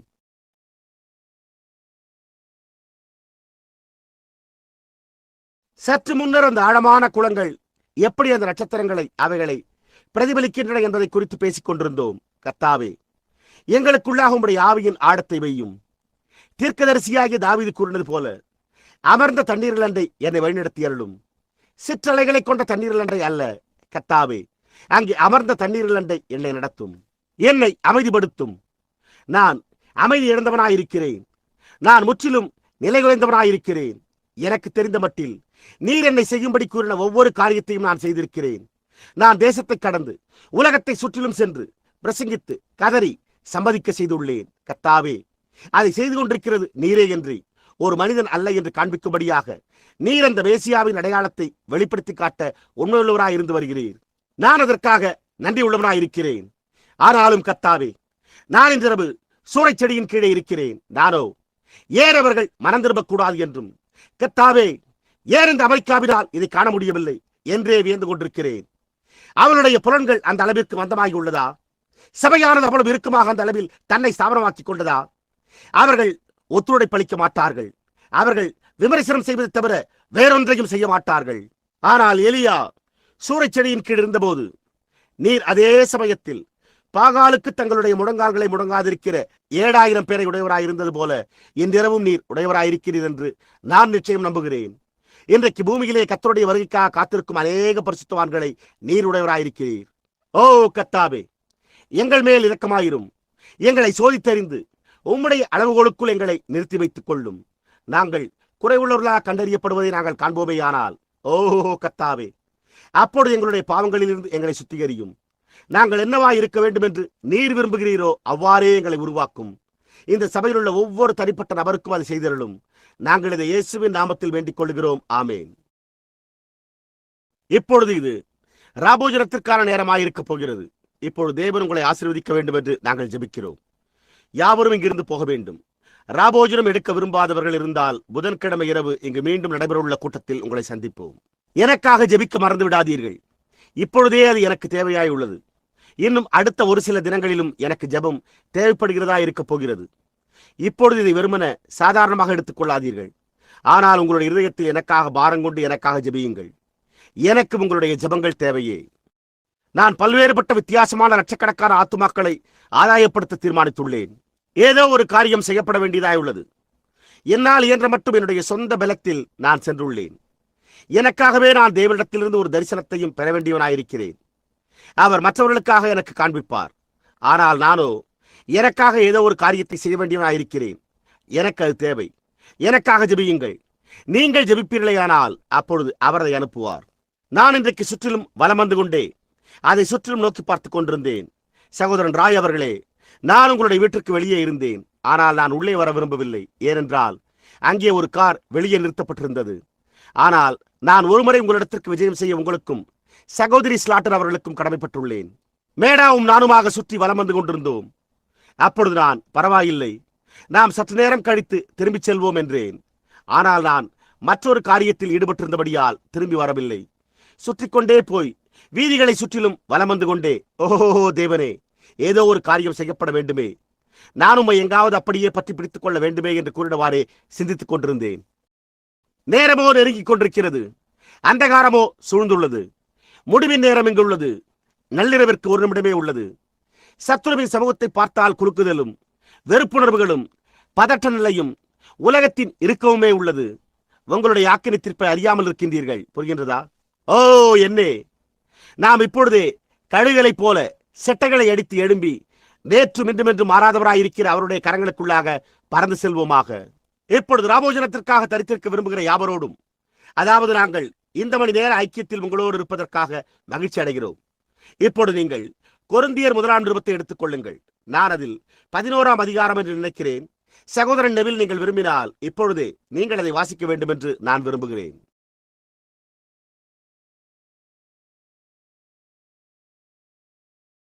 நான் உங்களுக்கு ஒப்புவித்ததை கர்த்தரிடத்தில் பெற்றுக்கொண்டேன். என்னவெனில், கர்த்தராகிய இயேசு தாம் காட்டிக் கொடுக்கப்பட்ட அன்று ராத்திரியிலே அப்பத்தை எடுத்து ஸ்தோத்திரம் பண்ணி அதை பிட்டு, நீங்கள் வாங்கி புசியுங்கள், இது உங்களுக்காக பிற்கப்படுகிற என்னுடைய சரீரமாயிருக்கிறது, என்னை நினைவு கூறும்படி இதை செய்யுங்கள் என்றார். போஜனம் பண்ணின பின்பு அவர் அந்தப்படியே பாத்திரத்தையும் எடுத்து, இந்த பாத்திரம் என் இரத்தத்தினால் ஆகிய புதிய உடன்படிக்கையாயிருக்கிறது, நீங்கள் இதை பானம் பண்ணும் போதெல்லாம் என்னை நினைவு கூறும்படி இதை செய்யுங்கள் என்றார். ஆகையால் நீங்கள் இந்த அப்பத்தை புசித்து இந்த பாத்திரத்தில் பானம் பண்ணும் போதெல்லாம் கர்த்தர் வருமளவும் அவருடைய மரணத்தை தெரிவிக்கிறீர்கள். இப்படி இருக்க, எவன் அபாத்திரமாய் கர்த்தருடைய அப்பத்தை புசித்து அவருடைய பாத்திரத்தில் பானம் பண்ணுகிறானோ அவன் கர்த்தருடைய சரீரத்தையும் இரத்தத்தையும் குறித்து குற்றமுள்ளவனாயிருப்பான்.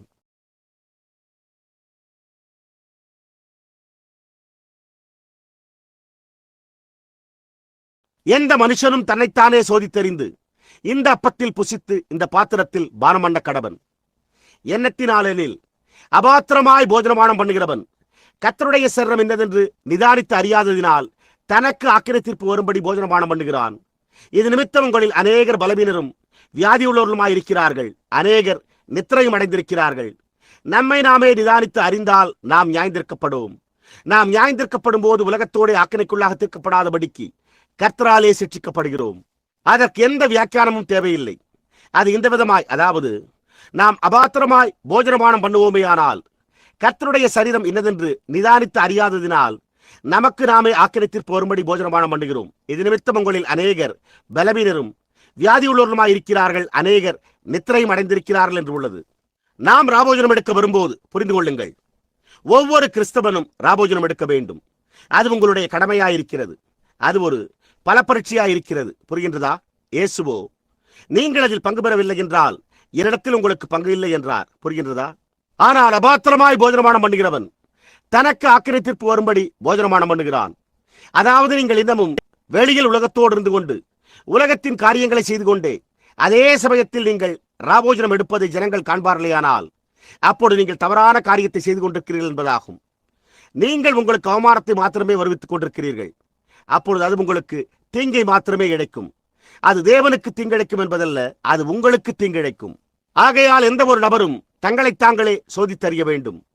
நாம் இந்த புனிதமான நேரத்தை அணுகுவதற்கு முன்னர் நீங்கள் தேவனிடத்தில் என்னுடைய ஜீவியத்தை ஆராய்ந்தறியும்படிக்கு கேட்டுக்கொள்ளுங்கள்.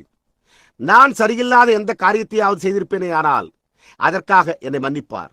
நான் அதை செய்ய வேண்டும் என்று செய்கிறதில்லை. அவர் அதை எனக்கு வெளிப்படுத்துவாரானால் அப்பொழுது நான் அதை சரி செய்து கொள்வேன்.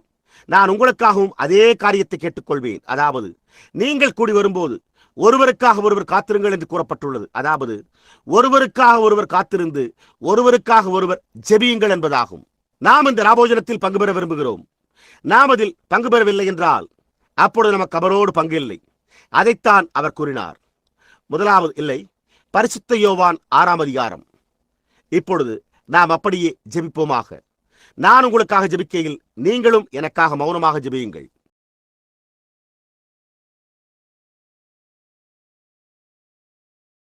விசுவாசத்தின் மூலமாக நீர் எங்களை மன்னிக்க வேண்டும் என்று நான் ஜெபிக்கிறேன். ஓ தேவனே, உம்முடைய ஆவியானது வருவதாக. மனுஷர்களுக்கு விரோதமான எங்களுடைய தப்பிதங்கள் எல்லாவற்றையும் நீர் எங்களுக்கு மன்னிக்க வேண்டும் என்று நான் ஜெபிக்கிறேன். மன்னியும். ஓ கர்த்தாவே, எங்களுடைய ஜெபத்தை கேளும். கர்த்தாவே, இதுவே எங்களுடைய மன்னிப்பின் ஜெபமாய் உள்ளது. நாங்கள் மன்னிப்பிற்காக ஜெபிக்கிறோம். நாங்கள் இரக்கத்திற்காக ஜெபிக்கிறோம். கர்த்தாவே, எங்களை மன்னியும். உம்முடைய வார்த்தையில் எங்களுக்கு விரோதமாய் தப்பிதங்களை செய்கிறவர்களை நாங்கள் மன்னிக்கிறது போல எங்களுடைய தப்பிதங்களை எங்களுக்கு மன்னியும். எங்களை சோதனைக்குட்பட பண்ணாமல் தீமை நின்று எங்களை ரட்சித்துக் கொள்ளும். ராஜ்யமும் வல்லமையும் மகிமையும் என்னென்றைக்கும் உம்முடையவைகளே, ஆமேன் என்று எழுதப்பட்டுள்ளதே.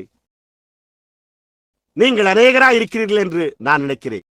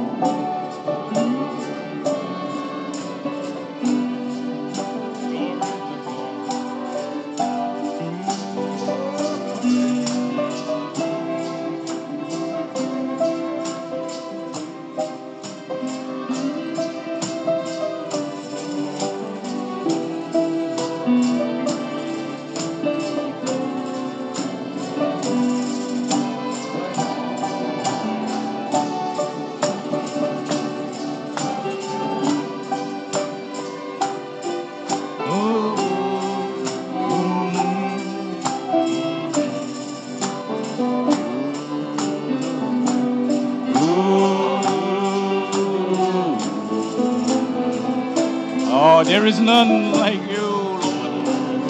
Great is our God.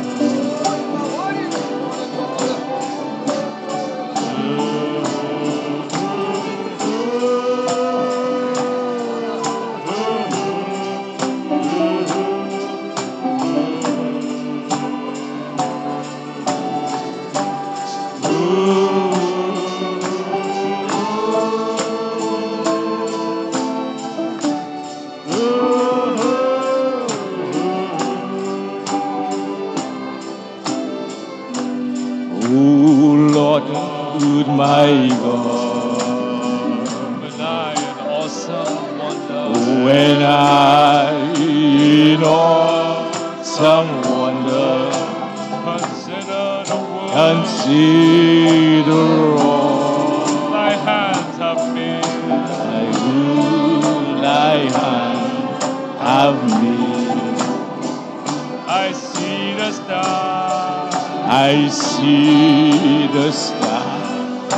I hear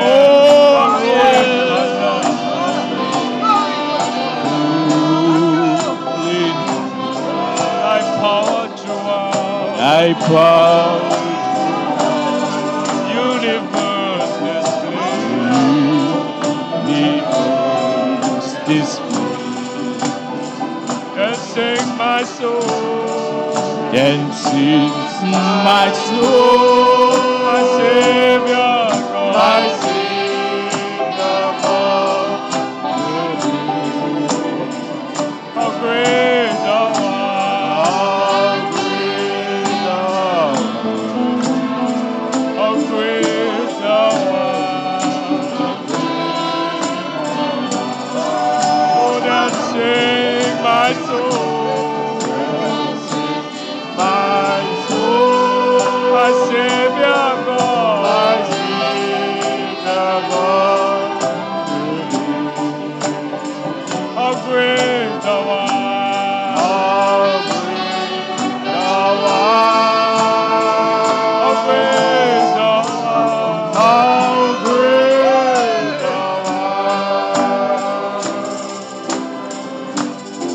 And since my soul, my Savior God, oh my Savior God, to thee, how great thou art, oh how great thou art, how great thou art, how great thou art. Then sing my soul, my soul, my Savior God, my Savior God, how great thou art, how great thou art, how great thou art, how great thou art. And when I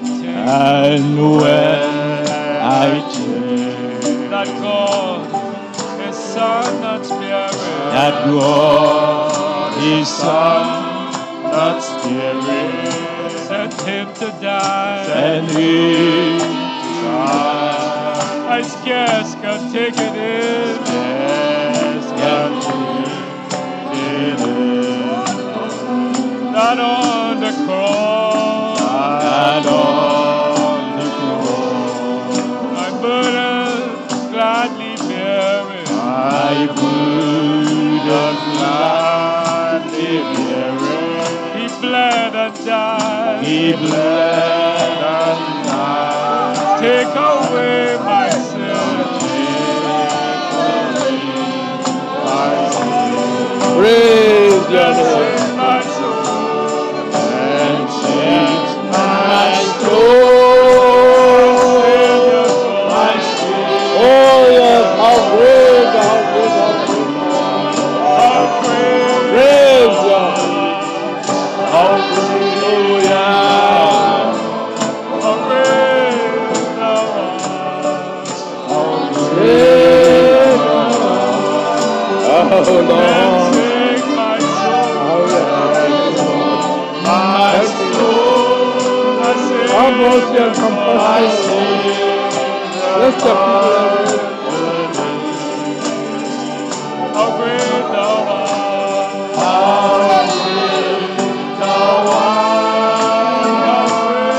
Oh, how great thou art. Agrees. In Jesus' name, amen and amen.